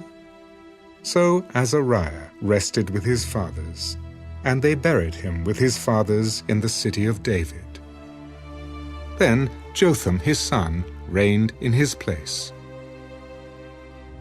In the 38th year of Azariah king of Judah, Zechariah the son of Jeroboam reigned over Israel in Samaria 6 months. And he did evil in the sight of the Lord, as his fathers had done. He did not depart from the sins of Jeroboam the son of Nebat, who had made Israel sin. Then Shallum the son of Jabesh conspired against him, and struck and killed him in front of the people, and he reigned in his place. Now the rest of the acts of Zechariah, indeed they are written in the book of the Chronicles of the kings of Israel. This was the word of the Lord which he spoke to Jehu. Your sons shall sit on the throne of Israel to the 4th generation. And so it was. Shallum, the son of Jabesh, became king in the 39th year of Uzziah, king of Judah, and he reigned a full month in Samaria. For Menahem, the son of Gadai, went up from Tirzah, came to Samaria, and struck Shallum the son of Jabesh in Samaria, and killed him. And he reigned in his place. Now the rest of the acts of Shallum, and the conspiracy which he led, indeed they are written in the book of the Chronicles of the kings of Israel. Then, from Tirzah, Menahem attacked Tifsah, all who were there, and its territory. Because they did not surrender, therefore he attacked it. All the women there who were with child, he ripped open. In the 39th year of Azariah, king of Judah, Menahem, the son of Gadai, became king over Israel, and reigned 10 years in Samaria. And he did evil in the sight of the Lord. He did not depart all his days from the sins of Jeroboam, the son of Nebat, who had made Israel sin. Pul, king of Assyria, came against the land. And Menahem gave Pul 1,000 talents of silver, that his hand might be with him to strengthen the kingdom under his control. And Menahem exacted the money from Israel, from all the very wealthy, from each man 50 shekels of silver, to give to the king of Assyria. So the king of Assyria turned back, and did not stay there in the land. Now the rest of the acts of Menahem, and all that he did, are they not written in the book of the Chronicles of the kings of Israel? So Menahem rested with his fathers. Then Pekahiah, his son, reigned in his place. In the 50th year of Azariah, king of Judah, Pekahiah, the son of Menahem, became king over Israel in Samaria, and reigned 2 years. And he did evil in the sight of the Lord. He did not depart from the sins of Jeroboam, the son of Nebat, who had made Israel sin. Then Pekah, the son of Remaliah, an officer of his, conspired against him, and killed him in Samaria, in the citadel of the king's house, along with Agab and Ariah, and with him were 50 men of Gilead. He killed him, and reigned in his place.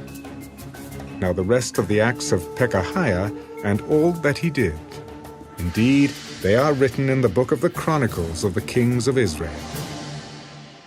In the 52nd year of Azariah, king of Judah, Pekah, the son of Remaliah, became king over Israel in Samaria, and reigned 20 years.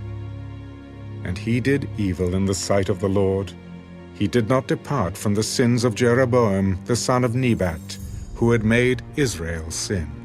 In the days of Pekah, king of Israel, Tiglath-Pileser, king of Assyria, came and took Ijon, Abel-Beth-Maachah, Janoah, Kedesh, Hazor, Gilead, and Galilee, all the land of Naphtali. And he carried them captive to Assyria. Then Hoshea, the son of Elah, led a conspiracy against Pekah, the son of Remaliah, and struck and killed him. So he reigned in his place in the 20th year of Jotham, the son of Uzziah. Now the rest of the acts of Pekah, and all that he did, indeed they are written in the book of the Chronicles of the kings of Israel. In the 2nd year of Pekah, the son of Remaliah, king of Israel, Jotham, the son of Uzziah, king of Judah, began to reign. He was 25 years old when he became king, and he reigned 16 years in Jerusalem. His mother's name was Jerusha, the daughter of Zadok. And he did what was right in the sight of the Lord. He did according to all that his father Uzziah had done. However, the high places were not removed. The people still sacrificed and burned incense on the high places. He built the upper gate of the house of the Lord. Now the rest of the acts of Jotham, and all that he did, are they not written in the book of the Chronicles of the kings of Judah? In those days the Lord began to send Rezin, king of Syria, and Pekah, the son of Remaliah, against Judah. So Jotham rested with his fathers, and was buried with his fathers in the city of David his father. Then Ahaz his son reigned in his place.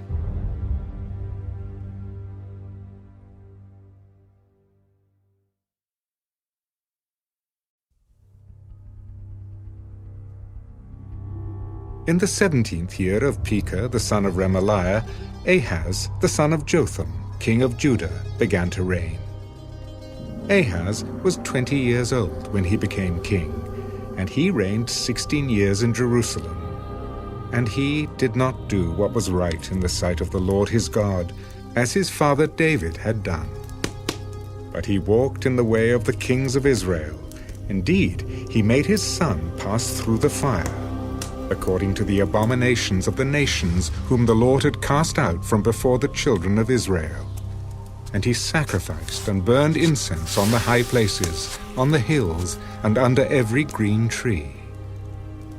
Then Rezin, king of Syria, and Pekah, the son of Remaliah, king of Israel, came up to Jerusalem to make war. And they besieged Ahaz, but could not overcome him. At that time, Rezin, king of Syria, captured Elath for Syria, and drove the men of Judah from Elath. Then the Edomites went to Elath, and dwell there to this day. So Ahaz sent messengers to Tiglath-Pileser, king of Assyria. I am your servant and your son. Come up and save me from the hand of the king of Syria, and from the hand of the king of Israel, who rise up against me.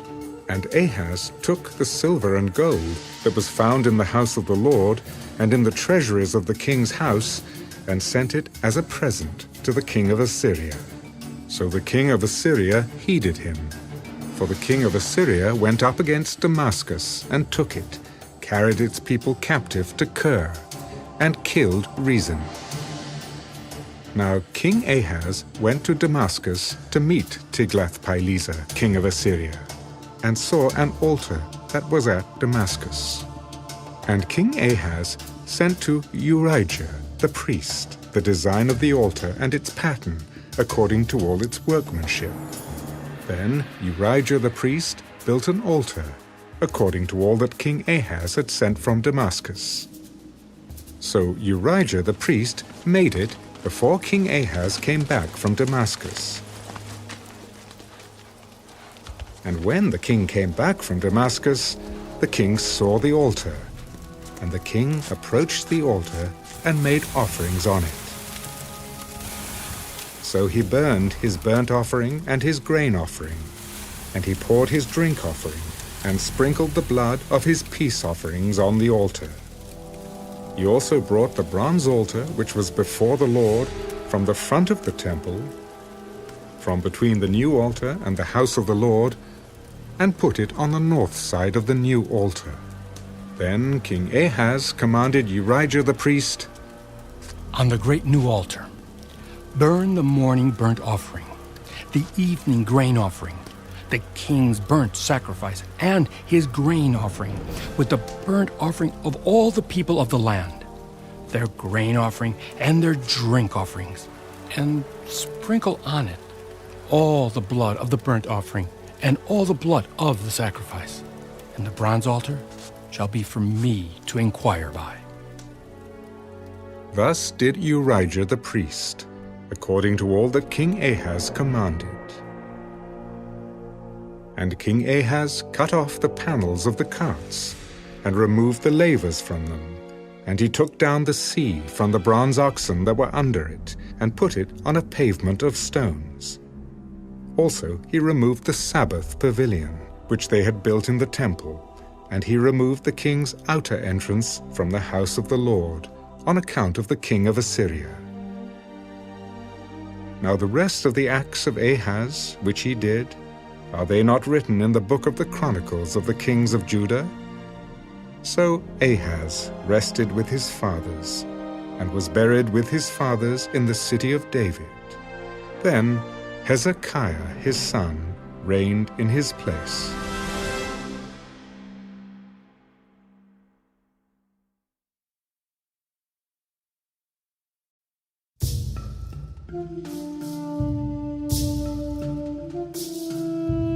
In the 12th year of Ahaz, king of Judah, Hoshea, the son of Elah, became king of Israel in Samaria, and he reigned 9 years. And he did evil in the sight of the Lord, but not as the kings of Israel who were before him. Shalmaneser, king of Assyria, came up against him, and Hoshea became his vassal, and paid him tribute money. And the king of Assyria uncovered a conspiracy by Hoshea, for he had sent messengers to So, king of Egypt, and brought no tribute to the king of Assyria, as he had done year by year. Therefore the king of Assyria shut him up and bound him in prison.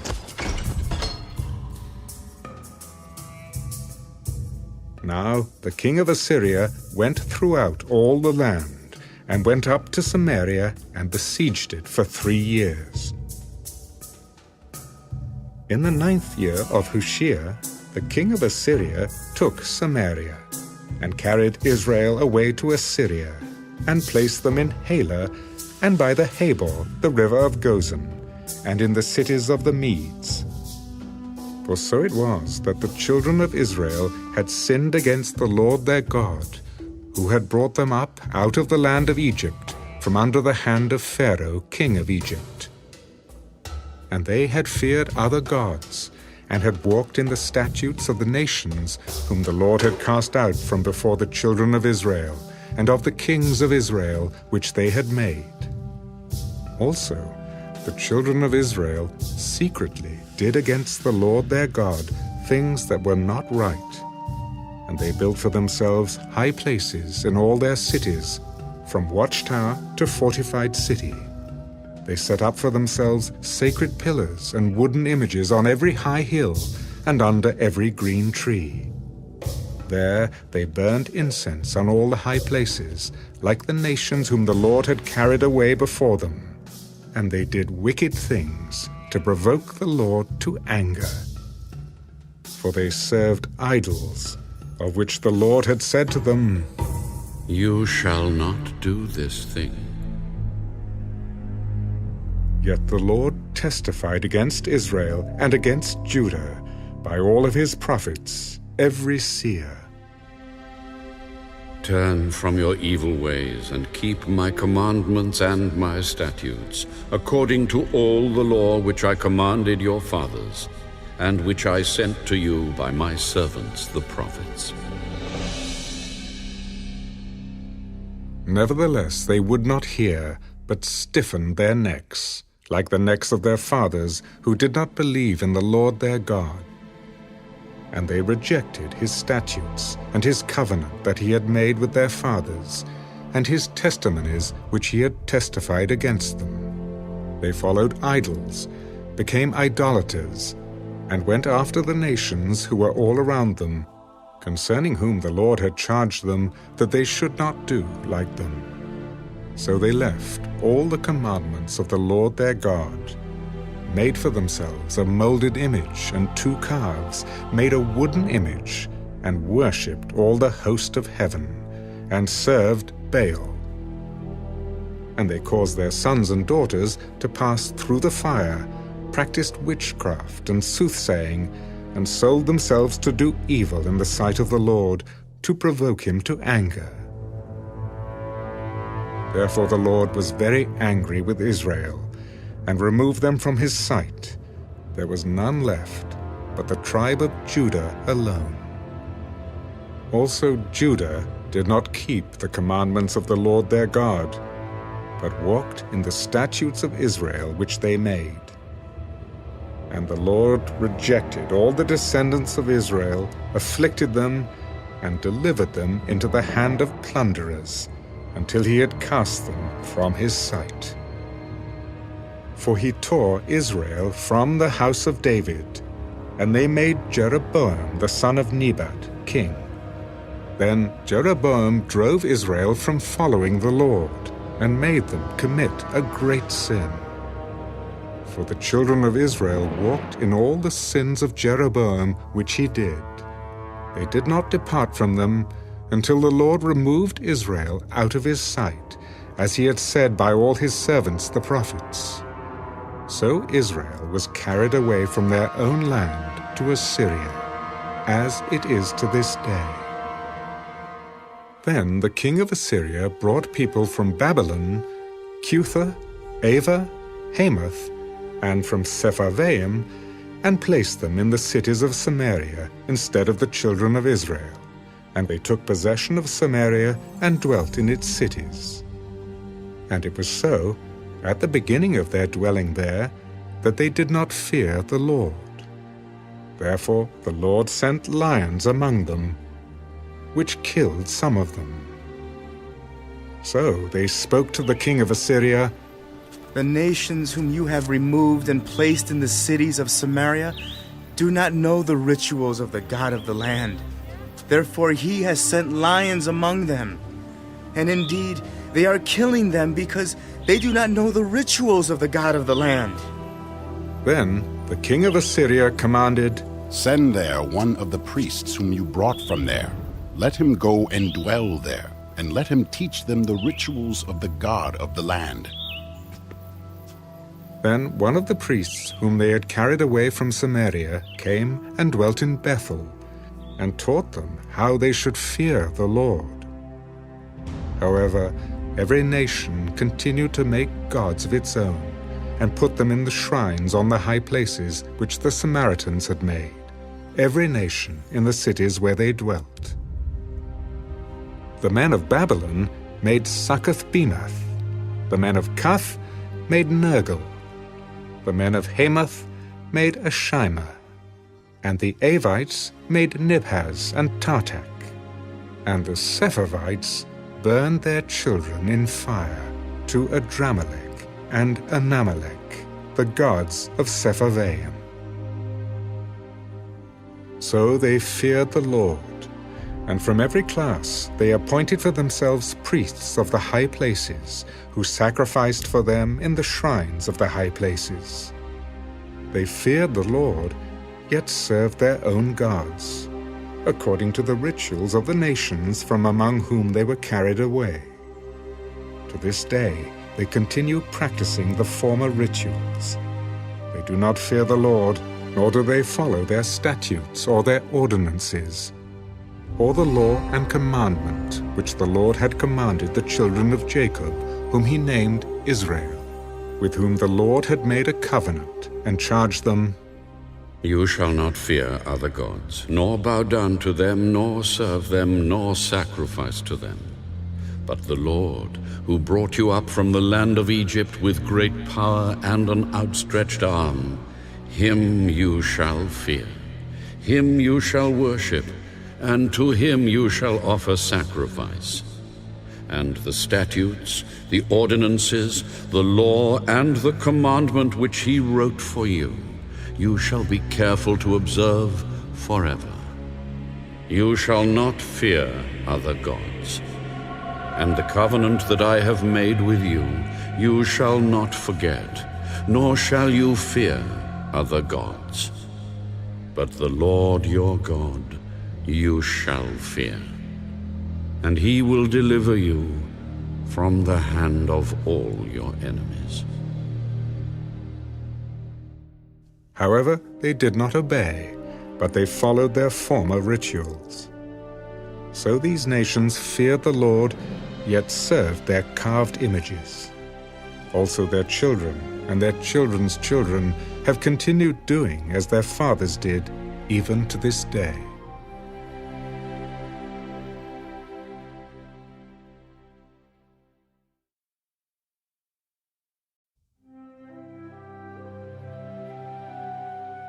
Now it came to pass, in the 3rd year of Hoshea, the son of Elah, king of Israel, that Hezekiah, the son of Ahaz, king of Judah, began to reign. He was 25 years old when he became king, and he reigned 29 years in Jerusalem.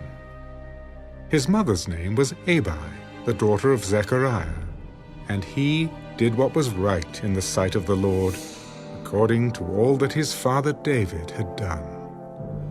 He removed the high places, and broke the sacred pillars, cut down the wooden image, and broke in pieces the bronze serpent that Moses had made. For until those days the children of Israel burned incense to it, and called it Nehushtan. He trusted in the Lord God of Israel, so that after him was none like him among all the kings of Judah, nor who were before him. For he held fast to the Lord. He did not depart from following him, but kept his commandments, which the Lord had commanded Moses. The Lord was with him, He prospered wherever he went. And he rebelled against the king of Assyria and did not serve him. He subdued the Philistines as far as Gaza and its territory, from watchtower to fortified city.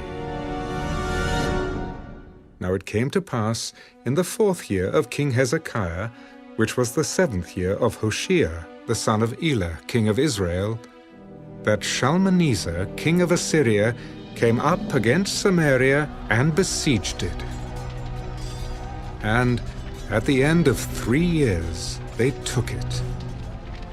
In the 6th year of Hezekiah, that is, the 9th year of Hoshea, king of Israel, Samaria was taken. Then the king of Assyria carried Israel away captive to Assyria, and put them in Halah, and by the Habor, the river of Gozan, and in the cities of the Medes, because they did not obey the voice of the Lord their God, but transgressed his covenant, and all that Moses, the servant of the Lord, had commanded. And they would neither hear nor do them. And in the 14th year of King Hezekiah, Sennacherib, king of Assyria, came up against all the fortified cities of Judah and took them. Then Hezekiah, king of Judah, sent to the king of Assyria at Lachish. I have done wrong. Turn away from me. Whatever you impose on me, I will pay. And the king of Assyria assessed Hezekiah, king of Judah, 300 talents of silver and 30 talents of gold.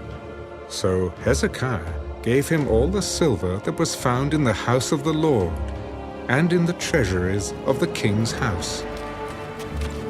At that time Hezekiah stripped the gold from the doors of the temple of the Lord, and from the pillars which Hezekiah king of Judah had overlaid, and gave it to the king of Assyria. Then the king of Assyria sent the Tartan, the Rabsaris, and the Rabshakeh from Lachish with a great army against Jerusalem to King Hezekiah. And they went up and came to Jerusalem. When they had come up, they went and stood by the aqueduct from the upper pool, which was on the highway to the fuller's field. And when they had called to the king Eliakim, the son of Hilkiah, who was over the household, Shebna the scribe, and Joah, the son of Asaph, the recorder, came out to them. Then the Rabshakeh said to them, Say now to Hezekiah, Thus says the great king, the king of Assyria, What confidence is this in which you trust? You speak of having plans and power for war, but they are mere words. And in whom do you trust that you rebel against me? Now look, you are trusting in the staff of this broken reed, Egypt, on which if a man leans, it will go into his hand and pierce it. So is Pharaoh, king of Egypt, to all who trust in him.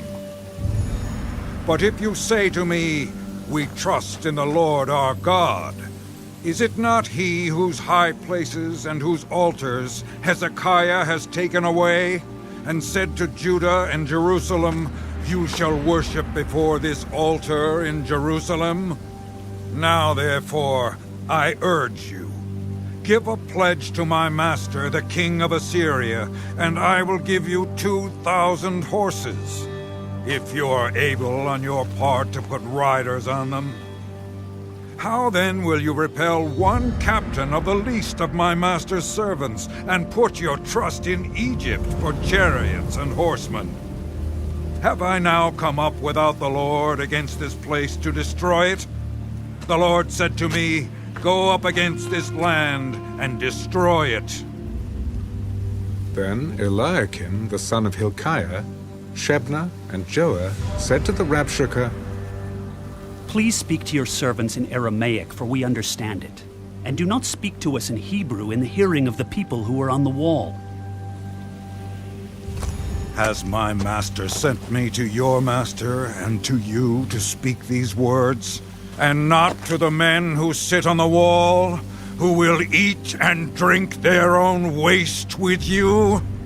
Then the Rabshakeh stood and called out with a loud voice in Hebrew, Hear the word of the great king, the king of Assyria. Thus says the king, Do not let Hezekiah deceive you, for he shall not be able to deliver you from his hand. Nor let Hezekiah make you trust in the Lord, saying, The Lord will surely deliver us. This city shall not be given into the hand of the king of Assyria. Do not listen to Hezekiah, for thus says the king of Assyria, Make peace with me by a present, and come out to me. And every one of you eat from his own vine, and every one from his own fig tree. And every one of you drink the waters of his own cistern, until I come and take you away to a land like your own land, a land of grain and new wine, a land of bread and vineyards, a land of olive groves and honey, that you may live and not die. But do not listen to Hezekiah, lest he persuade you, saying, The Lord will deliver us. Has any of the gods of the nations at all delivered its land from the hand of the king of Assyria? Where are the gods of Hamath and Arpad? Where are the gods of Sepharvaim and Hena and Igva? Indeed, have they delivered Samaria from my hand? Who among all the gods of the lands have delivered their countries from my hand, that the Lord should deliver Jerusalem from my hand? But the people held their peace, and answered him not a word. For the king's commandment was, Do not answer him. Then Eliakim the son of Hilkiah, who was over the household, Shebna the scribe, and Joah the son of Asaph the recorder, came to Hezekiah with their clothes torn, and told him the words of the Rabshakeh.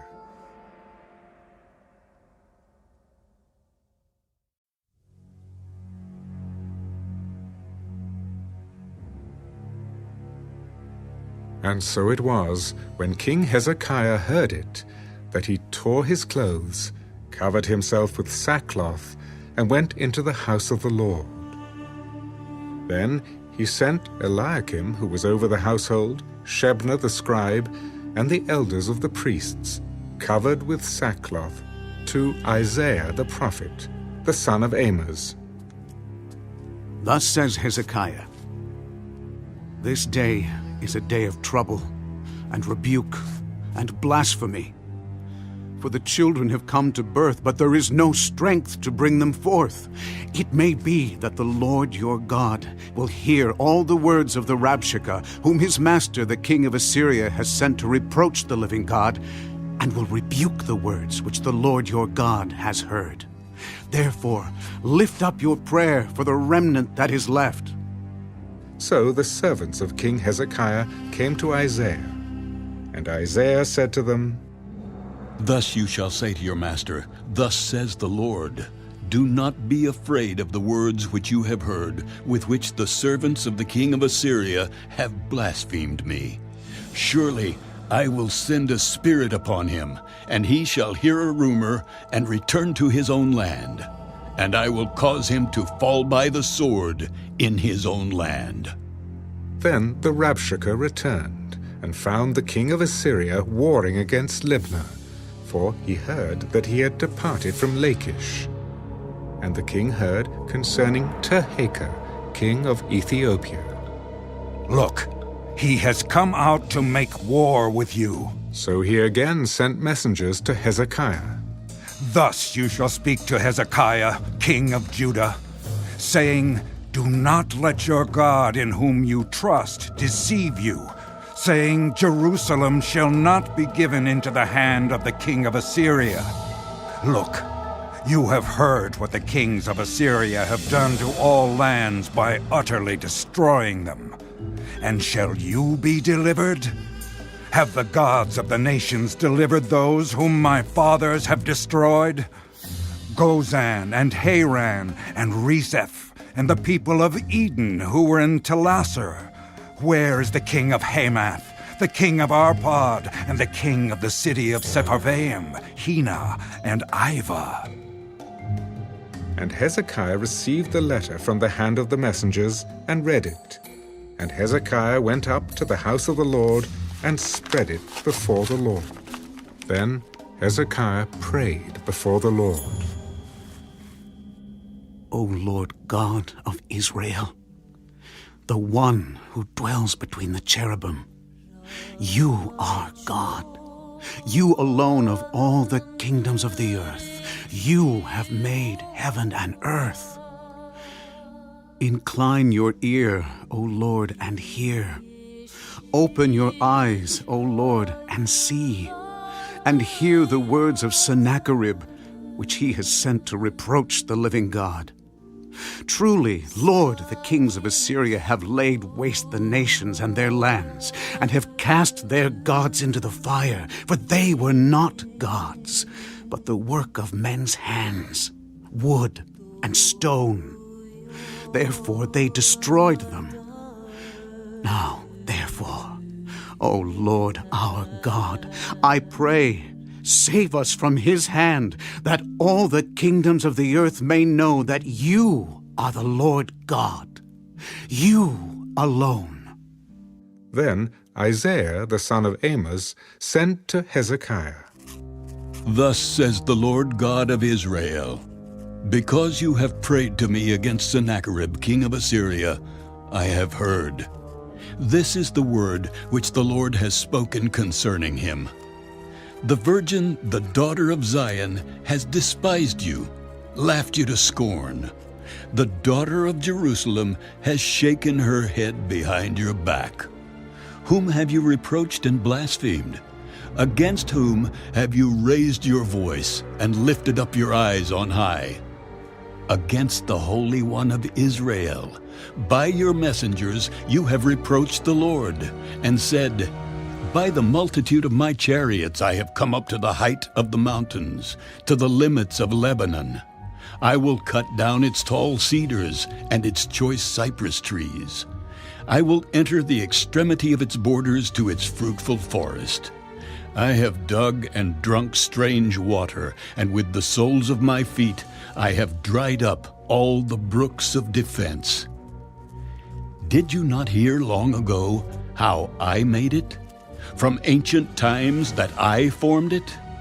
Now I have brought it to pass that you should be for crushing fortified cities into heaps of ruins.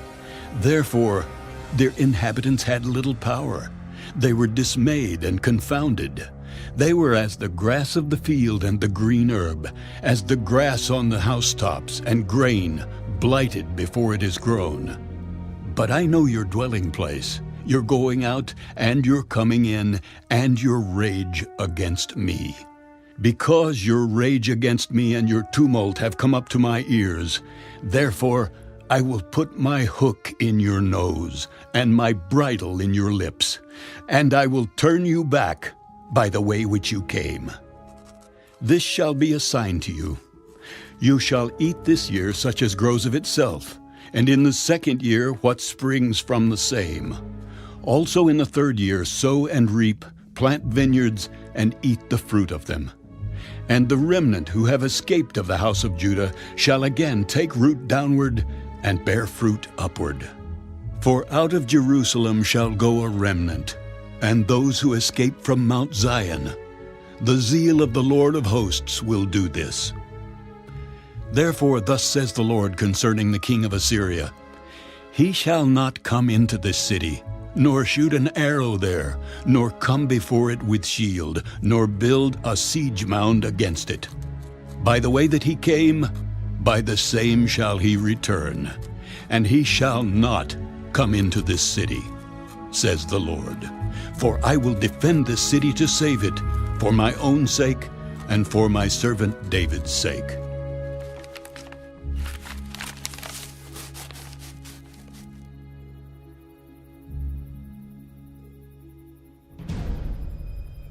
And it came to pass on a certain night that the angel of the Lord went out and killed in the camp of the Assyrians 185,000.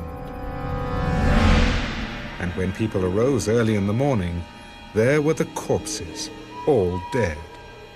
So Sennacherib, king of Assyria, departed and went away, returned home, and remained at Nineveh. Now it came to pass, as he was worshipping in the temple of Nisroch, his god, that his sons Adramelech and Sharezer struck him down with the sword, and they escaped into the land of Ararat. Then Esarhaddon his son reigned in his place.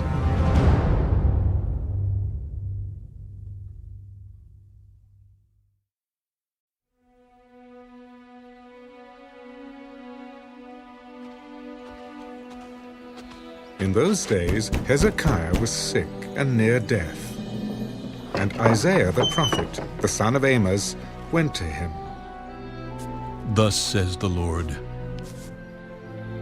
set your house in order, for you shall die and not live. Then he turned his face toward the wall and prayed to the Lord. Remember now, O Lord, I pray, how I have walked before you in truth and with a loyal heart, and have done what was good in your sight. And Hezekiah wept bitterly. And it happened, before Isaiah had gone out into the middle court, that the word of the Lord came to him. Return, and tell Hezekiah, the leader of my people, thus says the Lord, the God of David your father, I have heard your prayer, I have seen your tears. Surely I will heal you. On the third day you shall go up to the house of the Lord, and I will add to your days 15 years. I will deliver you and this city from the hand of the king of Assyria. And I will defend this city for my own sake, and for the sake of my servant David. Then Isaiah said, take a lump of figs. So they took and laid it on the boil, and he recovered. And Hezekiah said to Isaiah, what is the sign that the Lord will heal me, and that I shall go up to the house of the Lord the third day? This is the sign to you from the Lord, that the Lord will do the thing which he has spoken. Shall the shadow go forward 10 degrees, or go backward 10 degrees?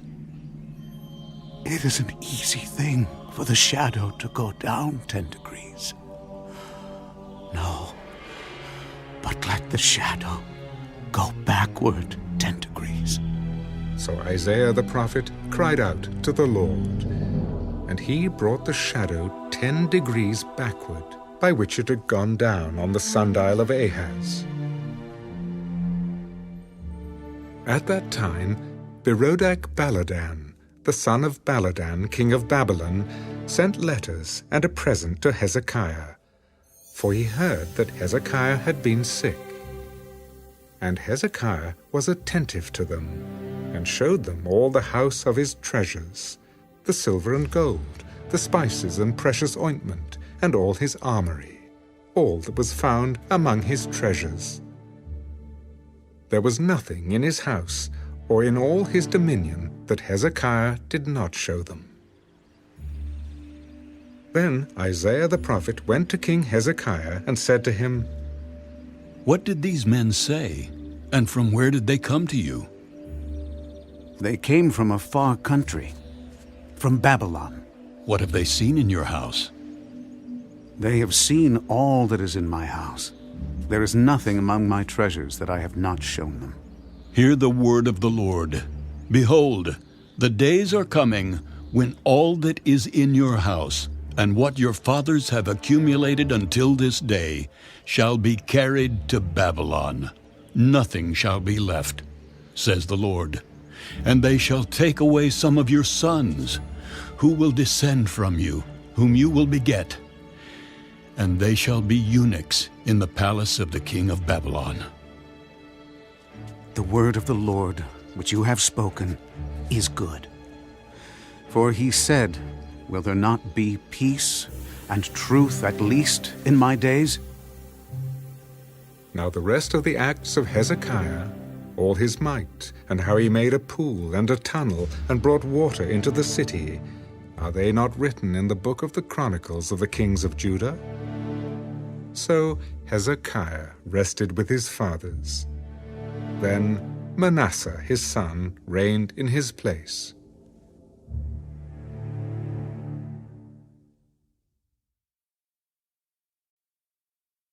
Manasseh was 12 years old when he became king, and he reigned 55 years in Jerusalem. His mother's name was Hephzibah, and he did evil in the sight of the Lord, according to the abominations of the nations whom the Lord had cast out before the children of Israel. For he rebuilt the high places which Hezekiah his father had destroyed. He raised up altars for Baal, and made a wooden image, as Ahab king of Israel had done. And he worshipped all the host of heaven, and served them. He also built altars in the house of the Lord, of which the Lord had said, In Jerusalem I will put my name. And he built altars for all the host of heaven in the two courts of the house of the Lord. Also he made his son pass through the fire, practiced soothsaying, used witchcraft, and consulted spiritists and mediums. He did much evil in the sight of the Lord, to provoke him to anger. He even set a carved image of Asherah that he had made in the house of which the Lord had said to David and to Solomon his son, In this house and in Jerusalem, which I have chosen out of all the tribes of Israel, I will put my name forever. And I will not make the feet of Israel wander any more from the land which I gave their fathers, only if they are careful to do according to all that I have commanded them, and according to all the law that my servant Moses commanded them. But they paid no attention, and Manasseh seduced them to do more evil than the nations whom the Lord had destroyed before the children of Israel. And the Lord spoke by his servants, the prophets. Because Manasseh king of Judah has done these abominations, he has acted more wickedly than all the Amorites who were before him, and has also made Judah sin with his idols. Therefore thus says the Lord God of Israel, Behold, I am bringing such calamity upon Jerusalem and Judah, that whoever hears of it, both his ears will tingle. And I will stretch over Jerusalem the measuring line of Samaria and the plummet of the house of Ahab. I will wipe Jerusalem as one wipes a dish, wiping it and turning it upside down. So I will forsake the remnant of my inheritance, and deliver them into the hand of their enemies. And they shall become victims of plunder to all their enemies, because they have done evil in my sight, and have provoked me to anger, since the day their fathers came out of Egypt, even to this day. Moreover, Manasseh shed very much innocent blood, till he had filled Jerusalem from one end to another, besides his sin which he had made Judah sin, in doing evil in the sight of the Lord. Now the rest of the acts of Manasseh, all that he did, and the sin that he committed, are they not written in the book of the Chronicles of the kings of Judah? So Manasseh rested with his fathers, and was buried in the garden of his own house, in the garden of Uzzah. Then his son Amon reigned in his place. Amon was 22 years old when he became king, and he reigned 2 years in Jerusalem. His mother's name was Meshullemeth, the daughter of Harez of Jotbah. And he did evil in the sight of the Lord, as his father Manasseh had done. So he walked in all the ways that his father had walked, and he served the idols that his father had served, and worshipped them. He forsook the Lord God of his fathers, and did not walk in the way of the Lord. Then the servants of Ammon conspired against him and killed the king in his own house. But the people of the land executed all those who had conspired against King Ammon. Then the people of the land made his son Josiah king in his place. Now the rest of the acts of Ammon which he did, are they not written in the book of the Chronicles of the kings of Judah? And he was buried in his tomb in the garden of Uzzah. Then Josiah his son reigned in his place.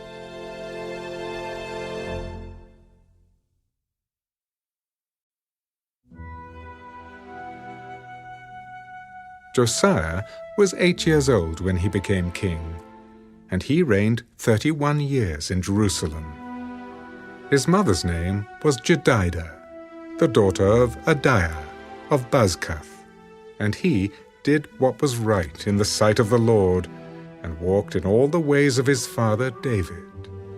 He did not turn aside to the right hand or to the left. Now it came to pass, in the 18th year of King Josiah, that the king sent Shaphan the scribe, the son of Azaliah, the son of Meshullam, to the house of the Lord. Go up to Hilkiah, the high priest, that he may count the money which has been brought into the house of the Lord, which the doorkeepers have gathered from the people. And let them deliver it into the hand of those doing the work, who are the overseers in the house of the Lord. Let them give it to those who are in the house of the Lord doing the work, to repair the damages of the house, to carpenters and builders and masons, and to buy timber and hewn stone to repair the house.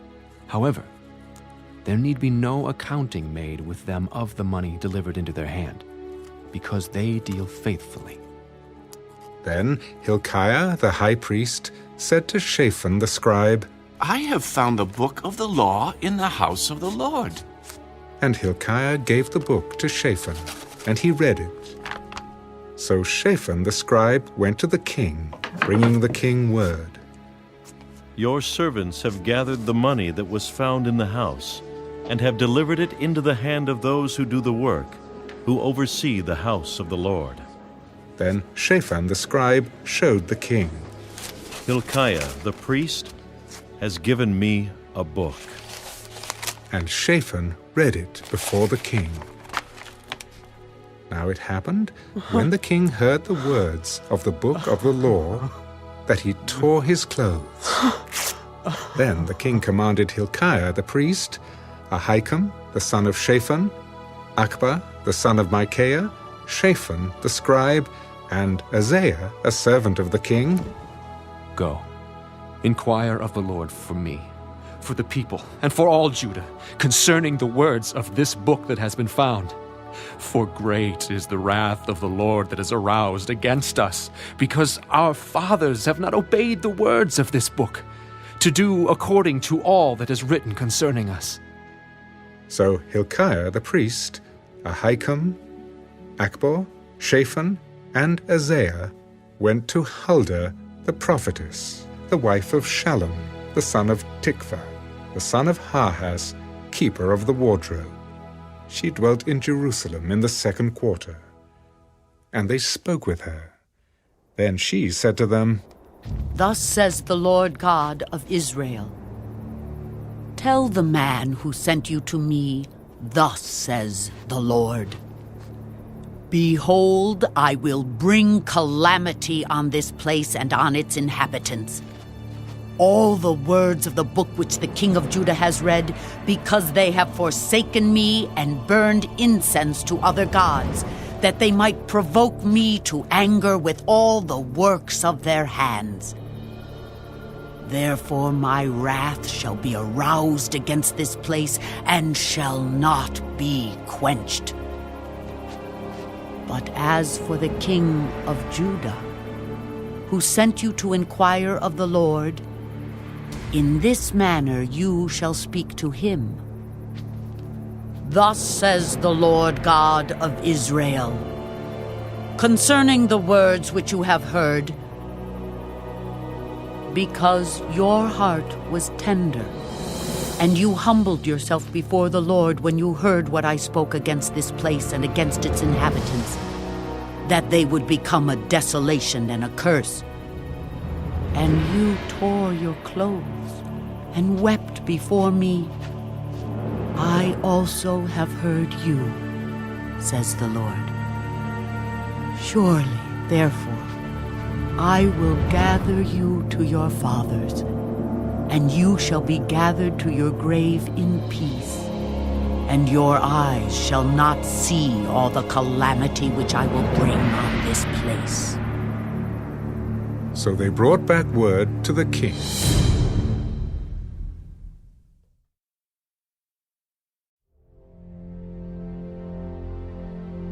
Now the king sent them to gather all the elders of Judah and Jerusalem to him. The king went up to the house of the Lord with all the men of Judah, and with him all the inhabitants of Jerusalem, the priests and the prophets, and all the people, both small and great. And he read in their hearing all the words of the book of the covenant which had been found in the house of the Lord. Then the king stood by a pillar and made a covenant before the Lord, to follow the Lord and to keep his commandments and his testimonies and his statutes with all his heart and all his soul, to perform the words of this covenant that were written in this book. And all the people took a stand for the covenant. And the king commanded Hilkiah the high priest, the priests of the second order, and the doorkeepers, to bring out of the temple of the Lord all the articles that were made for Baal, for Asherah, and for all the host of heaven. And he burned them outside Jerusalem in the fields of Kidron, and carried their ashes to Bethel. Then he removed the idolatrous priests, whom the kings of Judah had ordained to burn incense on the high places in the cities of Judah, and in the places all around Jerusalem. And those who burnt incense to Baal, to the sun, to the moon, to the constellations, and to all the host of heaven. And he brought out the wooden image from the house of the Lord to the brook Kidron outside Jerusalem, burned it at the brook Kidron, and ground it to ashes, and threw its ashes on the graves of the common people. Then he tore down the ritual booths of the perverted persons that were in the house of the Lord, where the women wove hangings for the wooden image. And he brought all the priests from the cities of Judah, and defiled the high places where the priests had burned incense, from Geba to Beersheba. Also he broke down the high places at the gates, which were at the entrance of the gate of Joshua, the governor of the city, which were to the left of the city gate. Nevertheless, the priests of the high places did not come up to the altar of the Lord in Jerusalem, but they ate unleavened bread among their brethren. And he defiled Topheth, which is in the valley of the son of Hinnom, that no man might make his son or his daughter pass through the fire to Molech. Then he removed the horses that the kings of Judah had dedicated to the sun at the entrance to the house of the Lord by the chamber of Nathan-Melech, the officer who was in the court. And he burned the chariots of the sun with fire. The altars that were on the roof, the upper chamber of Ahaz, which the kings of Judah had made, and the altars which Manasseh had made in the two courts of the house of the Lord, the king broke down and pulverized there, and threw their dust into the brook Kidron. Then the king defiled the high places that were east of Jerusalem, which were on the south of the Mount of Corruption, which Solomon, king of Israel, had built for Ashtoreth, the abomination of the Sidonians, for Chemosh, the abomination of the Moabites, and for Milcom, the abomination of the people of Ammon. And he broke in pieces the sacred pillars, and cut down the wooden images, and filled their places with the bones of men. Moreover, the altar that was at Bethel, and the high place which Jeroboam the son of Nebat, who made Israel sin, had made, both that altar and the high place he broke down. And he burned the high place, and crushed it to powder, and burned the wooden image. As Josiah turned, he saw the tombs that were there on the mountain. And he sent, and took the bones out of the tombs, and burned them on the altar, and defiled it, according to the word of the Lord, which the man of God proclaimed, who proclaimed these words. Then he said, "What gravestone is this that I see?" So the men of the city told him, "It is the tomb of the man of God, who came from Judah, and proclaimed these things which you have done against the altar of Bethel." Let him alone. Let no one move his bones. So they let his bones alone, with the bones of the prophet who came from Samaria. Now Josiah also took away all the shrines of the high places that were in the cities of Samaria, which the kings of Israel had made to provoke the Lord to anger. And he did to them according to all the deeds he had done in Bethel. He executed all the priests of the high places who were there on the altars, and burned men's bones on them. And he returned to Jerusalem. Then the king commanded all the people, "Keep the Passover to the Lord your God, as it is written in this book of the covenant." Such a Passover surely had never been held since the days of the judges who judged Israel, nor in all the days of the kings of Israel and the kings of Judah. But in the 18th year of King Josiah, this Passover was held before the Lord in Jerusalem. Moreover, Josiah put away those who consulted mediums and spiritists, the household gods and idols, all the abominations that were seen in the land of Judah and in Jerusalem, that he might perform the words of the law which were written in the book that Hilkiah the priest found in the house of the Lord. Now before him there was no king like him, who turned to the Lord with all his heart, with all his soul, and with all his might, according to all the law of Moses. Nor after him did any arise like him. Nevertheless, the Lord did not turn from the fierceness of his great wrath, with which his anger was aroused against Judah, because of all the provocations with which Manasseh had provoked him. And the Lord said, I will also remove Judah from my sight, as I have removed Israel, and will cast off this city Jerusalem, which I have chosen, and the house of which I said, My name shall be there. Now the rest of the acts of Josiah, and all that he did, are they not written in the book of the Chronicles of the kings of Judah? In his days, Pharaoh Necho, king of Egypt, went to the aid of the king of Assyria, to the river Euphrates. And King Josiah went against him. And Pharaoh Necho killed him at Megiddo, when he confronted him. Then his servants moved his body in a chariot from Megiddo, brought him to Jerusalem, and buried him in his own tomb.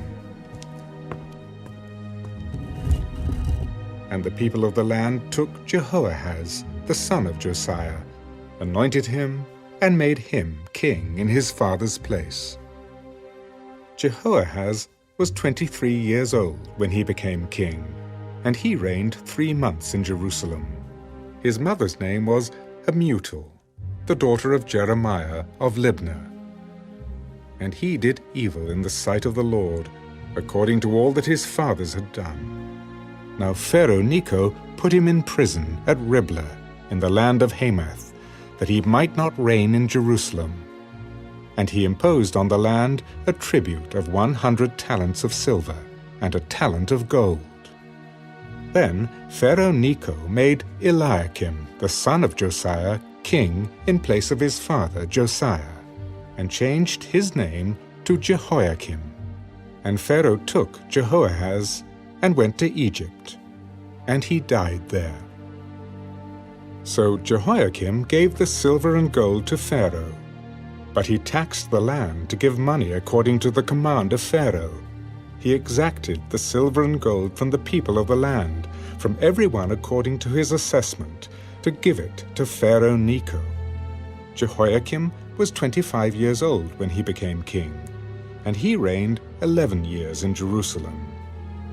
His mother's name was Zebudah, the daughter of Pedaiah of Rumah, and he did evil in the sight of the Lord, according to all that his fathers had done.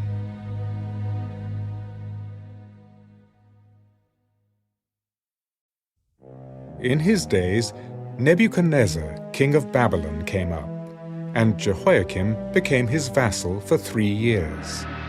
Then he turned and rebelled against him. And the Lord sent against him raiding bands of Chaldeans, bands of Syrians, bands of Moabites, and bands of the people of Ammon. He sent them against Judah to destroy it, according to the word of the Lord, which he had spoken by his servants, the prophets. Surely at the commandment of the Lord this came upon Judah, to remove them from his sight because of the sins of Manasseh, according to all that he had done, and also because of the innocent blood that he had shed. For he had filled Jerusalem with innocent blood, which the Lord would not pardon. Now the rest of the acts of Jehoiakim, and all that he did, are they not written in the book of the Chronicles of the kings of Judah? So Jehoiakim rested with his fathers. Then Jehoiachin his son reigned in his place. And the king of Egypt did not come out of his land any more, for the king of Babylon had taken all that belonged to the king of Egypt from the brook of Egypt to the river Euphrates. Jehoiachin was 18 years old when he became king, and he reigned in Jerusalem 3 months. His mother's name was Nehushta, the daughter of Elnathan of Jerusalem. And he did evil in the sight of the Lord, according to all that his father had done. At that time the servants of Nebuchadnezzar, king of Babylon, came up against Jerusalem, and the city was besieged. And Nebuchadnezzar, king of Babylon, came against the city as his servants were besieging it. Then Jehoiakim, king of Judah, his mother, his servants, his princes, and his officers went out to the king of Babylon. And the king of Babylon, in the 8th year of his reign, took him prisoner. And he carried out from there all the treasures of the house of the Lord, and the treasures of the king's house. And he cut in pieces all the articles of gold, which Solomon, king of Israel, had made in the temple of the Lord, as the Lord had said. Also he carried into captivity all Jerusalem, all the captains and all the mighty men of valor, 10,000 captives, and all the craftsmen and smiths. None remained except the poorest people of the land. And he carried Jehoiachin captive to Babylon. The king's mother, the king's wives, his officers, and the mighty of the land he carried into captivity from Jerusalem to Babylon. All the valiant men, 7,000, and craftsmen and smiths, 1,000, all who were strong and fit for war, these the king of Babylon brought captive to Babylon. Then the king of Babylon made Mattaniah, Jehoiachin's uncle, king in his place, and changed his name to Zedekiah. Zedekiah was 21 years old when he became king, and he reigned 11 years in Jerusalem. His mother's name was Hamutal, the daughter of Jeremiah of Libnah. He also did evil in the sight of the Lord, according to all that Jehoiakim had done. For because of the anger of the Lord, this happened in Jerusalem and Judah, that he finally cast them out from his presence. Then Zedekiah rebelled against the king of Babylon.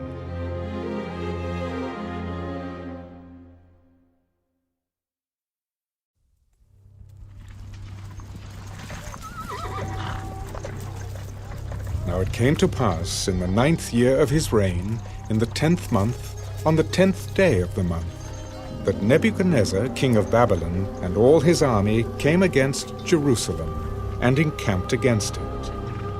and they built a siege wall against it all around.